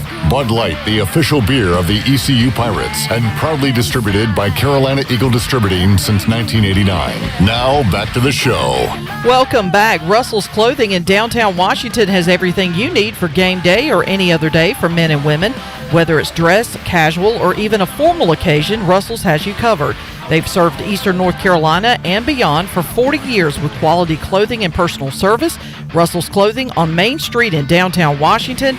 Pirates supporting Pirates. And congratulations to Josh Lilly of Greenville. Got a $10 gift card to AJ's. And the best place in Greenville to unwind after work and have fun is AJ McMurphy's. They have daily food and drink specials, an awesome patio, and there's something for everyone every weeknight, including sports trivia with Clip Brock on Wednesday nights. They have live music every Friday and Saturday. They have no cover for Friday and Saturday, and of course they have brunch every Sunday. So make today an AJ's Day. Now let's head back into PRL. Here's Clip. Couple of things. Shirley, did you see the shirt Don Edwards was modeling today? No, I have not. On the UBE Facebook page? No, I have not, but I need to see it. Don Edwards, I'll read it and show it. He's wearing a shirt. On the back of it, it says, "I never dreamed I'd be a sexy ECU dad, but here I am killing it." Oh, my goodness. And Don is sporting that shirt. Absolutely rocking it. So love it. I don't know if I'm going to get my dad that for Father's Day, but it's available. There you go. And Don looks great in it, got to say. All right, coming up at 6, the second episode of Storytellers, Shirley Rhodes, the host of that podcast, and we'll be talking to Houston McCullough. You may remember Houston from her time here at ECU and what she did with social content, and now she is doing it big down in Orlando with the Orlando Magic. Yeah, because, and I'm not even sure if anybody knew this or not, because I didn't know it at the time, that I thought when Houston was here that Houston was actually an ECU student, and she wasn't. She was actually a full-time employee, but she just blended in with everybody else so easily. But she is a TCU grad and spent some time over at Southern Miss before she came to East Carolina, and had an opportunity to kind of go into a realm of digital media that she's never done before. So she is the lead videographer and producer for the Orlando Magic, and she just finished out her first season. So we talk about that. We talk about some of her favorite shots. She actually is involved with creating graphics, but also still photography and of course video. So it's a little bit of everything, but I thought it was very interesting, like her path growing up in Arkansas and winding up in Greenville, North Carolina, and now down in Orlando. So had a chance to talk to Houston and appreciate her time. So we've got that podcast coming up at 6:00. It's also up on wherever you get your podcasts from. It is already up there, so you can grab it from wherever. All right, and we'll air it on Pirate Radio coming up at 6. And then after that, we have O's baseball and the Orioles coming off a win over the Blue Jays. They'll take on the Jays again tonight, and we'll talk about that right now with Mark Brown, CamdenChat.com, who joins us on the Pirate Radio Live line. Mark, how you doing today?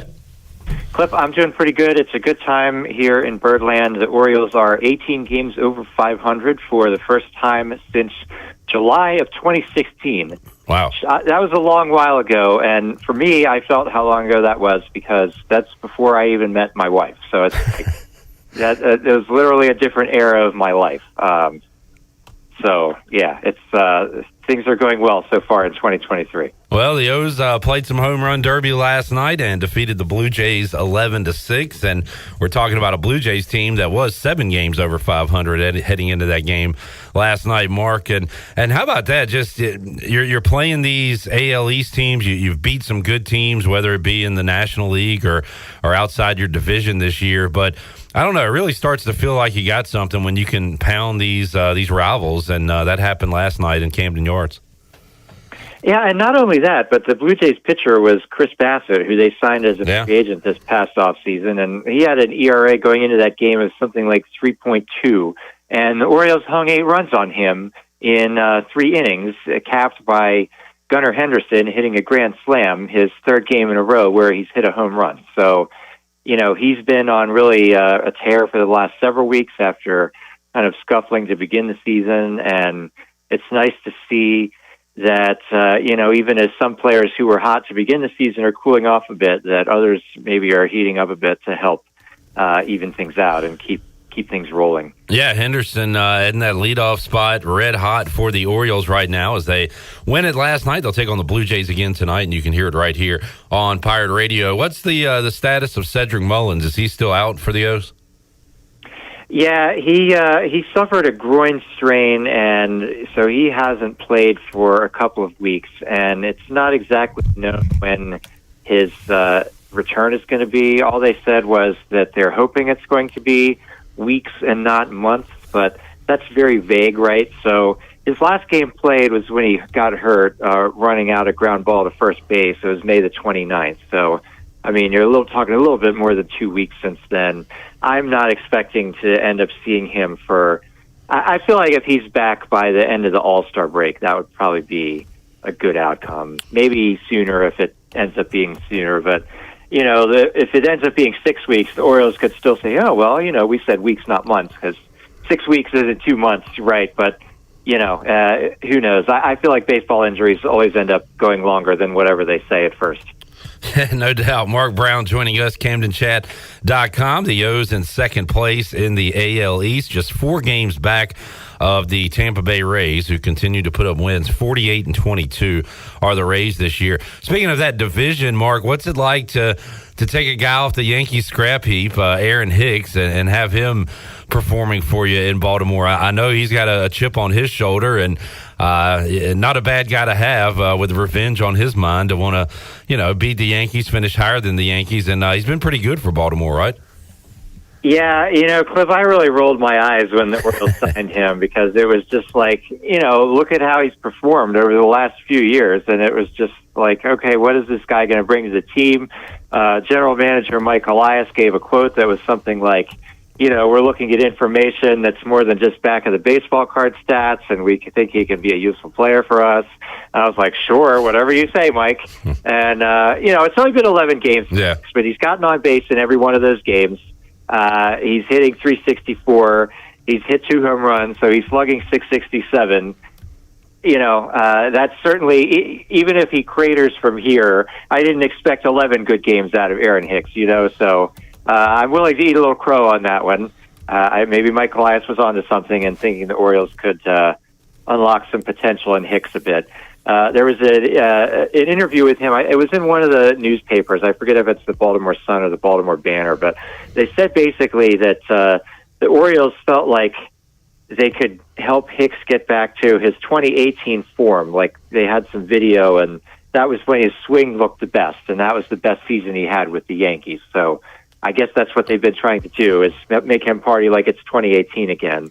And, through 11 games, that's working out pretty well. At least for now, yeah. So we'll keep that going as long as they can for Aaron Hicks there in Birdland. Mark Brown joining us. Mark, just looking at the pitching numbers and the starting pitching for Baltimore, no astronomical ERAs. The young Grayson Rodriguez numbers are pretty high, but you think he'll grow into a solid starter. But outside of that, how impressed have you been with the starting pitching this year for Baltimore, doing what they need to do to kind of keep the team in the game and let the offense go win it? Oh, absolutely. I mean, this was a group I was really worried about going into the season. I was not excited that they didn't make a bigger starting pitching signing over the offseason than Kyle Gibson. He's doing pretty much exactly what the team could have hoped for. He's averaging about 6 innings per start. He's got a below-league average ERA is 3.90, which is great for him because he was over 5 ERA with the Phillies last year. So there's another guy where it looks like the Orioles were maybe able to bring him in, and even though he's a veteran guy, he's 35 years old, they could still suggest a couple little things for him and get him going in a good direction. And beyond him, I mean, I was really convinced that the trio of pitchers like Tyler Wells, Dean Kramer, and Kyle Bradish, all of whom have been pitching more or less pretty well. Kramer, a little bit more disappointing than the other two, but I was worried like 2 out of those 3 guys might just be like unplayably bad in the rotation. And that's why I thought the Orioles needed to upgrade so bad. And, they're all getting it done so far. And, Wells especially, I mean, he's got a 3.24 ERA after pitching in 13 games. Bradish is right about at league average, and Kramer, I mean, he's the worst of the bunch, but even so, 4.74 ERA isn't terrible, and he's had some good games, including last night where he allowed only 2 runs in 6 innings against the Blue Jays, where you feel like, okay, if he can just string a few of these together, then, he's going to be a fine, like, number 4, number 5 starter for a team that is, 42-24 on the season, which is just an amazing record. Mark Brown joining us. Mark, a month or so away from the All-Star break. How many O's do you think make an All-Star roster this year? Who's got a shot, and who do you think gets in? Oh, that's a great question because this year, one of the things everybody's talking about is this finally going to be the year the Orioles get multiple All-Stars because, of course, since they started being bad, they've just had the token one guy per year. It seems like Adley Rutschman is a shoe-in at this point. He's leading the American League voting for the catcher position and the first update that they released earlier this week. And I feel like if Mullins hadn't been hurt, he was probably going to get a second All-Star bid as well. That's maybe going to hurt his case a little bit, even if he does return before the All-Star break. You could definitely make a case for either of the Orioles relievers at the back end of the bullpen. Yenier Cano, just the out-of-nowhere sensation for the first couple of months of the season, and Felix Bautista, who has struck out more than 50% of the batters he's faced this season. That's just an incredible performance, even by the standards of, modern hard-throwing relievers who are expected to strike out a lot of guys. That's absurd even considering that. So, I mean, and then add in also Wells, who has one of the lowest. I haven't looked for a couple starts, but he had one of the lowest batting average against of any starting pitcher. So surprisingly to me, 3 Orioles pitchers who you could make a case for them to be on the All-Star team, in addition to Rutschman. I think if I had to pick right now, I would guess it'll be Rutschman and Bautista, and that'll be it. But maybe it's luck into getting either Cano or Wells also recognized, or even Mullins, and he just won't be able to play because of the injury or something. So, not that having multiple All-Stars guarantees anything for the season, but I think it's another marker for Orioles fans to be excited about. Yeah, no doubt, definitely. Better, and there's better players on the team. Mark Brown, CamdenChat.com, joining us, enjoying this Orioles success after some dark years previously and some dark years in Oakland right now, and the fans showed their displeasure last night by attending the game, and quite a scene that was, Mark. And just looking at the top 2 headlines on ESPN's MLB page, it's got the story about last night. It says, in Oakland, frustrated A's fans unite, sound off. And then the second headline is Nevada passes $380 million bill to fund A's stadium. So you got A's news going on both ends there. But how about that scene in Oakland last night? What'd you think about that? Yeah, I mean, I can't even imagine what that has to be like. It just goes to show you that there's there's baseball passion that's still in the Oakland area.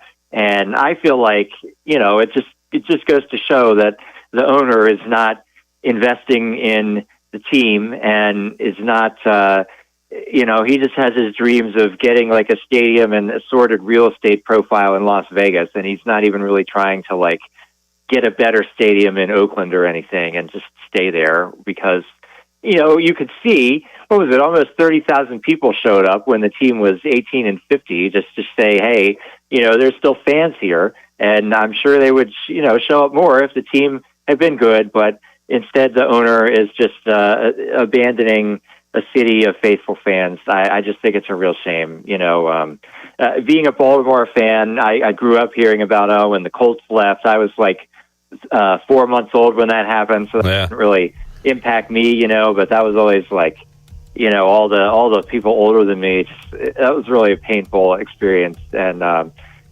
for Oakland fans here, it seems like it's going to drag out for multiple years before they actually go play in whatever stadium gets built in Las Vegas. That's, that's just a comical situation. I don't see how that's tenable, but it seems to be what they're forging ahead with. So I just feel bad for the Oakland fans. They clearly deserve better. Mark Brown, CamdenChat.com, joining us. Mark, you mentioned the football team in Baltimore leaving and then one returning with the Ravens in the 90s. And since we've last chat, I've watched, and I don't know why I didn't watch it earlier. It was great. The Bullies of Baltimore, 30 for 30, which was awesome. It was right before Tony Saragusa passed away, but he was really good in it, and it's kind of sad to see him just being his jolly self up there. But Ray Lewis and Brian Billick and all the others, it was really entertaining. On that note, Mark, if they were to make a 30 for 30 on an Orioles topic from all the years you've followed them, what would be a story you would want told from an Orioles standpoint? Oh, wow. That's a great question. It's not really a positive one, but I feel like the 0-21 start in 1988 is probably really classic 30 for 30 material because it was just so, there were just so many different threads going on there, with the team, and you had, Cal Ripken Sr. was the manager to start that season, and then, both Cal and Billy Ripken were on, Cal Jr. and Billy Ripken were on the team. Then he got fired in the middle of that. There was this whole side plot of one of the radio jockeys in town said he was going to, I don't even remember what the exact details were, but it was something crazy. He was going to sleep at the station and be on air a crazy amount until the Orioles won a game. This was after they'd lost 7 in a row or something. And so it went on for another 2 weeks about that. And that's another part of Baltimore sports lore. And then, it's just eventually they won, and in the middle of there you had the Orioles had their own the Fantastic Fans Night where they sold out Memorial Stadium even though the team was so bad, just coming back from a road trip, and people wanted to show their support, and I think that would make a good 30 for 30. People younger than me I was 4 when this was happening, so and then I didn't totally experience it. But there's plenty of people even younger than me that just weren't even alive for that. So I think that would hit the area of older people remember this and would be delighted by it, and like younger people would also learn something from kind of one of these really unique sports experiences that happened there in the late 1980s. No doubt. That is interesting and something that I'm not educated on. So let's get that one done. When you said this is not going to be a good one, I thought you were going to say Jeffrey Mayer right off. But no, I don't think there's a whole 30 for 30 about him. I mean, I could go rant for 30 for 30 lengths about him, but there's not a documentary interesting in there. Unless you turn that into like, here's how instant replay came into Major League Baseball, and like the first 5 minutes or something is just. I think they covered a little bit of it in the Derek Jeter documentary that they had. Sure, it was like the launch the Jeter legend. Definitely, without that, he would have had to find a different path to what he eventually became. But I wouldn't watch that one. I would watch the '88 Orioles, I think, if they made a 30 for 30. But all right, Mark, and Jeffrey Mayer, the better. Yeah, exactly. You'll be tuned into the O's tonight as they take on the Blue Jays. You can hear it right here on Pirate Radio. Trying to win another one tonight. And what's your preview of tonight's matchup on the pitching mound? Well, the Jays pitcher is Jose Barrios, who is having a very nice bounce back year. He was over 5 ERA last year, and he's got a 3.67 so far this year. The Orioles did not face him when they swept the Blue Jays in Toronto earlier in the season. And the same is true for Orioles starter Kyle Bradish, did not face the Blue Jays when the Orioles played in Toronto earlier this year and swept. So for both of those guys, it's going to be a fresh look against these lineups. The Orioles lineup, it's probably not going to be the lineup you would have expected at the beginning of the year. You got Hicks in there. Ryan O'Hearn is another kind of out-of-nowhere guy who's been having some early success. And it's just going to be a matter of, can some of these kind of completely unexpected guys continue to contribute, along with can the guys who you would have expected at currently, like Adley Rutschman and Gunnar Henderson, who've been doing well lately, can they keep going? And if that's a yes, then I think the Orioles will have a good chance to get a 6th straight win. And, if the offense suddenly goes cold for a night, or even if Bradish gets torched, then, that'll be the end of the winning streak. Mark, good stuff. Thanks for joining us today, and hopefully the O's keep up the good work. We'll check back in with you in July, a little before the All-Star break, and talk more O's baseball with you, man. All right, sounds great. Take care till then. Mark Brown, CamdenChat.com. O's playing well. You can hear him tonight against the Blue Jays here on Pirate Radio following Storyteller. Shirley Rhodes going to talk to Houston McCullough coming up at 6 o'clock. We'll take a break. As we do, update on the Buccaneer Music Hall scoreboard presented by Da Buck. Ronald Acuna Jr. is the best baseball player in the world. Just hit another home run. He's already got 2 runs scored in Game 2. They're only in the 3rd inning. Game 1 earlier today, he hit a home run. He also stole a base, which he has 29 stolen bases already this year. Just phenomenal. 15 homers, 29 stolen bases for Acuna as we sit here in June. Braves up 3-0. Ozzie Albies also has homered in Game 2. On the Buccaneer Music Hall scoreboard, Braves up 3-0 as they play in the 3rd over Detroit. More to go. Pirate Radio Live. Back with you after this.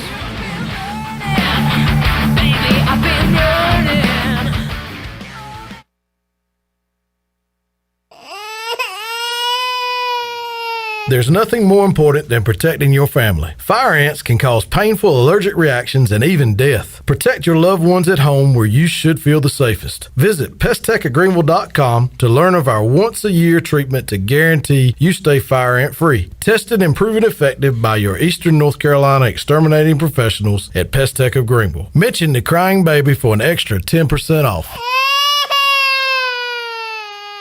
At Jersey Mike's, watching them freshly slice the meat and cheese for my sub is a sight to behold. The layers of ham, salami, and pepperoni are even more glorious than the pink and orange layers of a sunrise. Yeah, the sun's pretty and all that, But in about 7 billion years, it's going to explode, obliterating the Earth and every living thing on it. And if there's no sun, there's no subs. Meanwhile, the only thing a sub ever obliterated was my hunger. Freshly sliced right in front of you. It's a Jersey Mike's thing. A sub above. Hey, Pirate fans, this is Coach Cliff Godwin. The physicians at Orthopedics East and Sports Medicine Center have been caring for our athletes at ECU for more than 35 years. Whether it's treatment for our sports injury or it's time for that joint replacement, Orthopedics East provides the latest in operative and non-operative orthopedic care, physical therapy, and diagnostic testing. For experienced and professional services, call the team at Orthopedics East at 252-757-2663 or visit them online at orthoeast.com. Go Pirates! Serving those who serve is a lifelong mission, one that Budweiser supports with Folds of Honor. Together, they've been helping military families for over 13 years by funding life-changing scholarships. So join me in raising a Budweiser to raise funds for families for American heroes. Grab a case of Budweiser today at your favorite local retailer. Proudly distributed by Carolina Eagle Distributing, supporting our military veterans and the Pirate Nation since 1989. Enjoy responsibly. Copyright 2023 Anheuser-Busch Budweiser Lager Beer, St. Louis, Missouri. Hey, John, I see your new system's having issues already. Yeah, I used the other guy with an AC brand I've never heard of. You should have used Delcor, John. They install Train. It's hard to stop a train. I know, but the other guy was cheaper. Cheaper isn't better, John. I know. Don't use the other guy. Call Delcor. For a limited time, buy a new Train system and pay 0% interest for 12 months. Visit Delcor.com for more details. Delcor, the service professionals.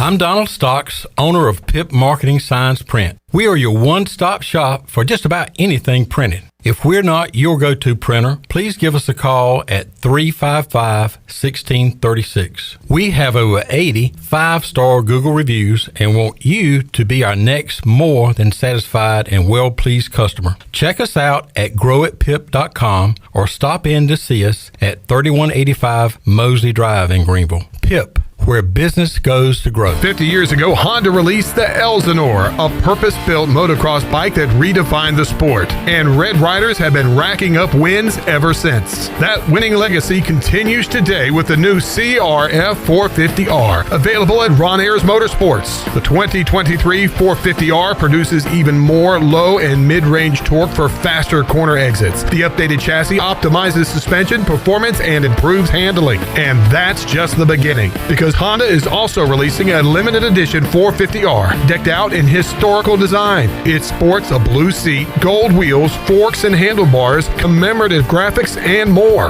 Then there's the CRF 450RWE. This Works Edition model gets the same 450R updates, plus a slew of performance extras. Choose your new Honda CRF 450R model at Ron Ayers Motorsports, Highway 11, north of the airport in Greenville. After all, you've got a legacy to write. CRF 450R models are intended for close course operation only. Pirate Radio. The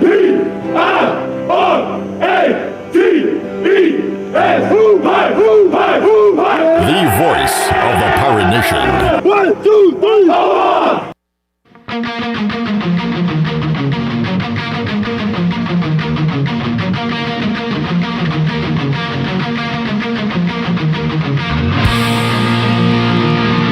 You're listening to Hour 3 of Pirate Radio Live. This hour of PRL is brought to you by Bud Light, reminding Pirate fans to stay in the game and drink responsibly. Bud Light, the official beer of the ECU Pirates, and proudly distributed by Carolina Eagle Distributing since 1989. Now, back to the show. Welcome back. East Plumbing, Viva Electric, and Roland Black Heating and Cooling have teamed up to form New Blue Service Group, offering Eastern North Carolina the best in plumbing, electrical, and HVAC services.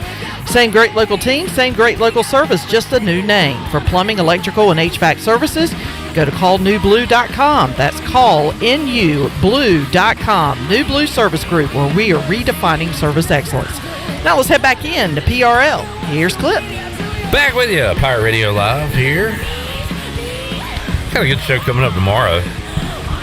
We'll begin our opponent previews with Aaron McMahon from MLive and Ann Arbor News. He is the beat writer for the Michigan Wolverines. Why is this team looked at as a championship contender? We will talk about that with Aaron McMahon coming up on Thursday. Also, the return of Jeff Nadeau Have not talked to the big man on campus since, I want to say, NFL draft in April. So we'll have Jeff Nadeau back with us, formerly of Barstool Sports. I'll have to change his graphic. Now interviewing baby Gronk's dad with Coach JB earlier this week. Did he really? Yeah. I missed that. All right, we'll get a recap of that. Oh, my God. With Nadeau on Thursday. Nadeau will join us to preview the ACC. We'll talk a little Pirate football and some ACC football on Thursday with the big man on campus. Also, an interview that Marcus Crandall and I conducted a week or so ago with Lester Lyons, one of the all-time greats with ECU basketball. You'll enjoy that interview coming up Thursday as well, and we'll play Name That Sound. Jerry heard Welcome to the Jungle coming back into the show and says, is this a replay of the Jim Rome show? Are we about to have a smack-off? It's smack-off season. So we have Pirate Radio Live's own smack-off with Captain Bill and Colin LaGrange and all the other classics. What day was it? Who wants Nick? Is it Nick? Nicholas in Farmville? Oh, Nicholas in Farmville. That's a good one. Who's Nick? Nah, is it Joe in Newbern? Who's the beers guy? Talks like Justin. Justin in Newbern. Who wants to go up against Justin in Newbern? Yeah. Was it last Friday we played some old fifth quarter stuff? I need to find some more material for this week. You remember we did that last week? Yeah, it was a lot of fun. I'm down for any fifth quarter Friday this summer on Pirate Radio. I like it. That's a great idea. I would love to go back to some of the shows before my time here. Hearing some of the what did we play? We played some fifth quarter calls from the beatdown against West Virginia. That was fun to listen to. With Chris Stansberry as the host of the fifth quarter back in the day. Yeah. I'm down with that. I'm down with the sickness. And I want the sickness. You're down with the sickness. Shirley, do we need to get our last break in? Well, let's do it. We got one more break to go. We'll come back, get ready to wrap it up here on a Wednesday edition of Pirate Radio Live. More to go after this. Here at Brown & Wood with Jeff Stein. It's summertime, and Jeff, you guys have a new car wash. We do. We put in a brand new car wash just for the customer. So when you come in, get your vehicle serviced, we wash, dry, vacuum your car for free. It's state of the art, but free to the customer. And this summer, you have an AC special. It's summertime. Air conditioning units are breaking left and right. But guess what? At Brown & Wood, all summer, I have free diagnostics on all air conditioning issues. Only at Brown & Wood. This is Aaron Williams with Ease Plumbing. This is Mike Hoggart with Viva Electric. This is Mark McGlawhorn, Roland Black Heating and Cooling. We have teamed up to form New Blue Service Group, offering Eastern North Carolina the best in plumbing, electrical, and HVAC services. Same great local team, same great local service, just a new name. Contact us at callnewblue.com. That's callnublue.com. New Blue Service Group, where we are redefining service excellence. Call us today to help with your plumbing, electrical, and HVAC services. Go Pirates. North Carolina State Parks invites you to enjoy camping your way. With the weather changing, booking your own cabin is the perfect solution for your camping getaway. Reserve campsites or cabins today at Jones Lake, Goose Creek, and Cliffs of the Neuse. Whether you enjoy traditional camping or air-conditioned cabins that can be rented with Wi-Fi, your next adventure can include hiking, beautiful scenery, and sunsets by the campfire. For information on booking a cabin, visit ncparks.gov. Come pop a top at Jarvis Street Bottle Shop. Jarvis Street Bottle Shop is a specialty shop selling craft, domestic, and import brews, along with wine and growlers. Hosting a tailgate? Stop by the shop and grab a keg for your party or event. The Bottle Shop offers monthly beer and wine tastings featuring rotating NC craft breweries, along with live music and discounts. Stop by the shop Tuesday through Sunday, or check them out on Instagram, Twitter, and Facebook.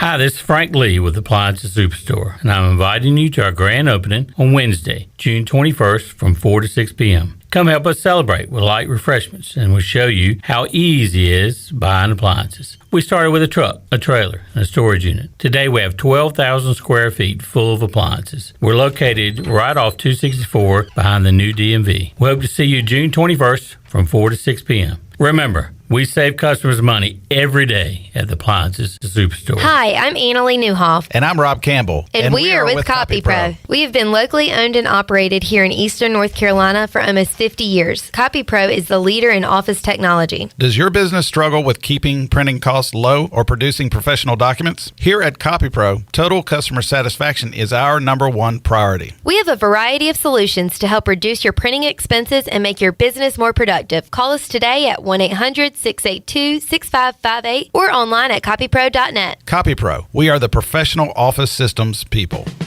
What's up there, Pirate Nation? Kyle Gaines here from Washington Chrysler Dodge Jeep Ram here in Washington, North Carolina. This just came in, just announced 10% off MSRP on all 23 Ram Bighorns. That's right, huge savings, 10% off window sticker on these 23 Bighorns. And it is that time of year, it is Wrangler season. We have a huge selection of Jeep Wranglers, Gladiators, soft top, hard tops. So come check us out here at Washington Chrysler Dodge Jeep Ram. Remember, drive a little, save a lot. Go Pirates.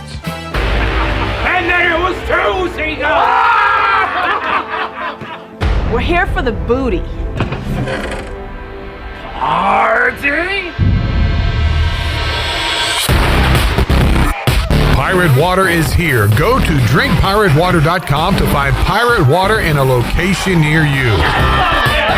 We're going plankton! Pirate Water is here. 21 and older, please drink responsibly. This is Jacob Jenkins Cowart, and you're listening to Pirate Radio, the voice of the Pirate Nation.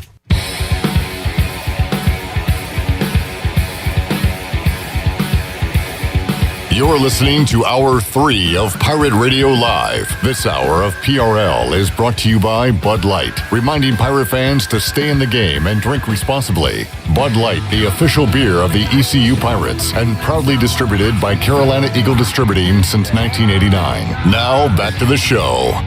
Welcome back. It was a mixed day for the stock market. The Dow dropped 232 points, finished out the day at 33,979. The NASDAQ was up 53, however, at 13,626. And the S&P was up 3 points at 4,372. That's your Wells Fargo Advisors Stock Market Report. For a personal look into investing, call Wells Fargo Advisors today at 756-6900 in Greenville. Wells Fargo Advisors, LLC, member SIPC.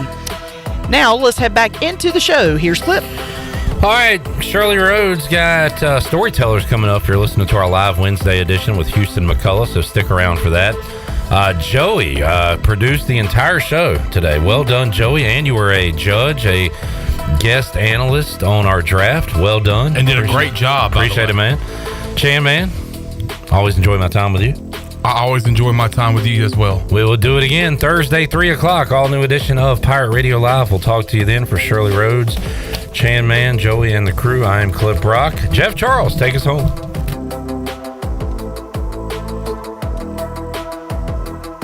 Have a great night, Eastern Carolina.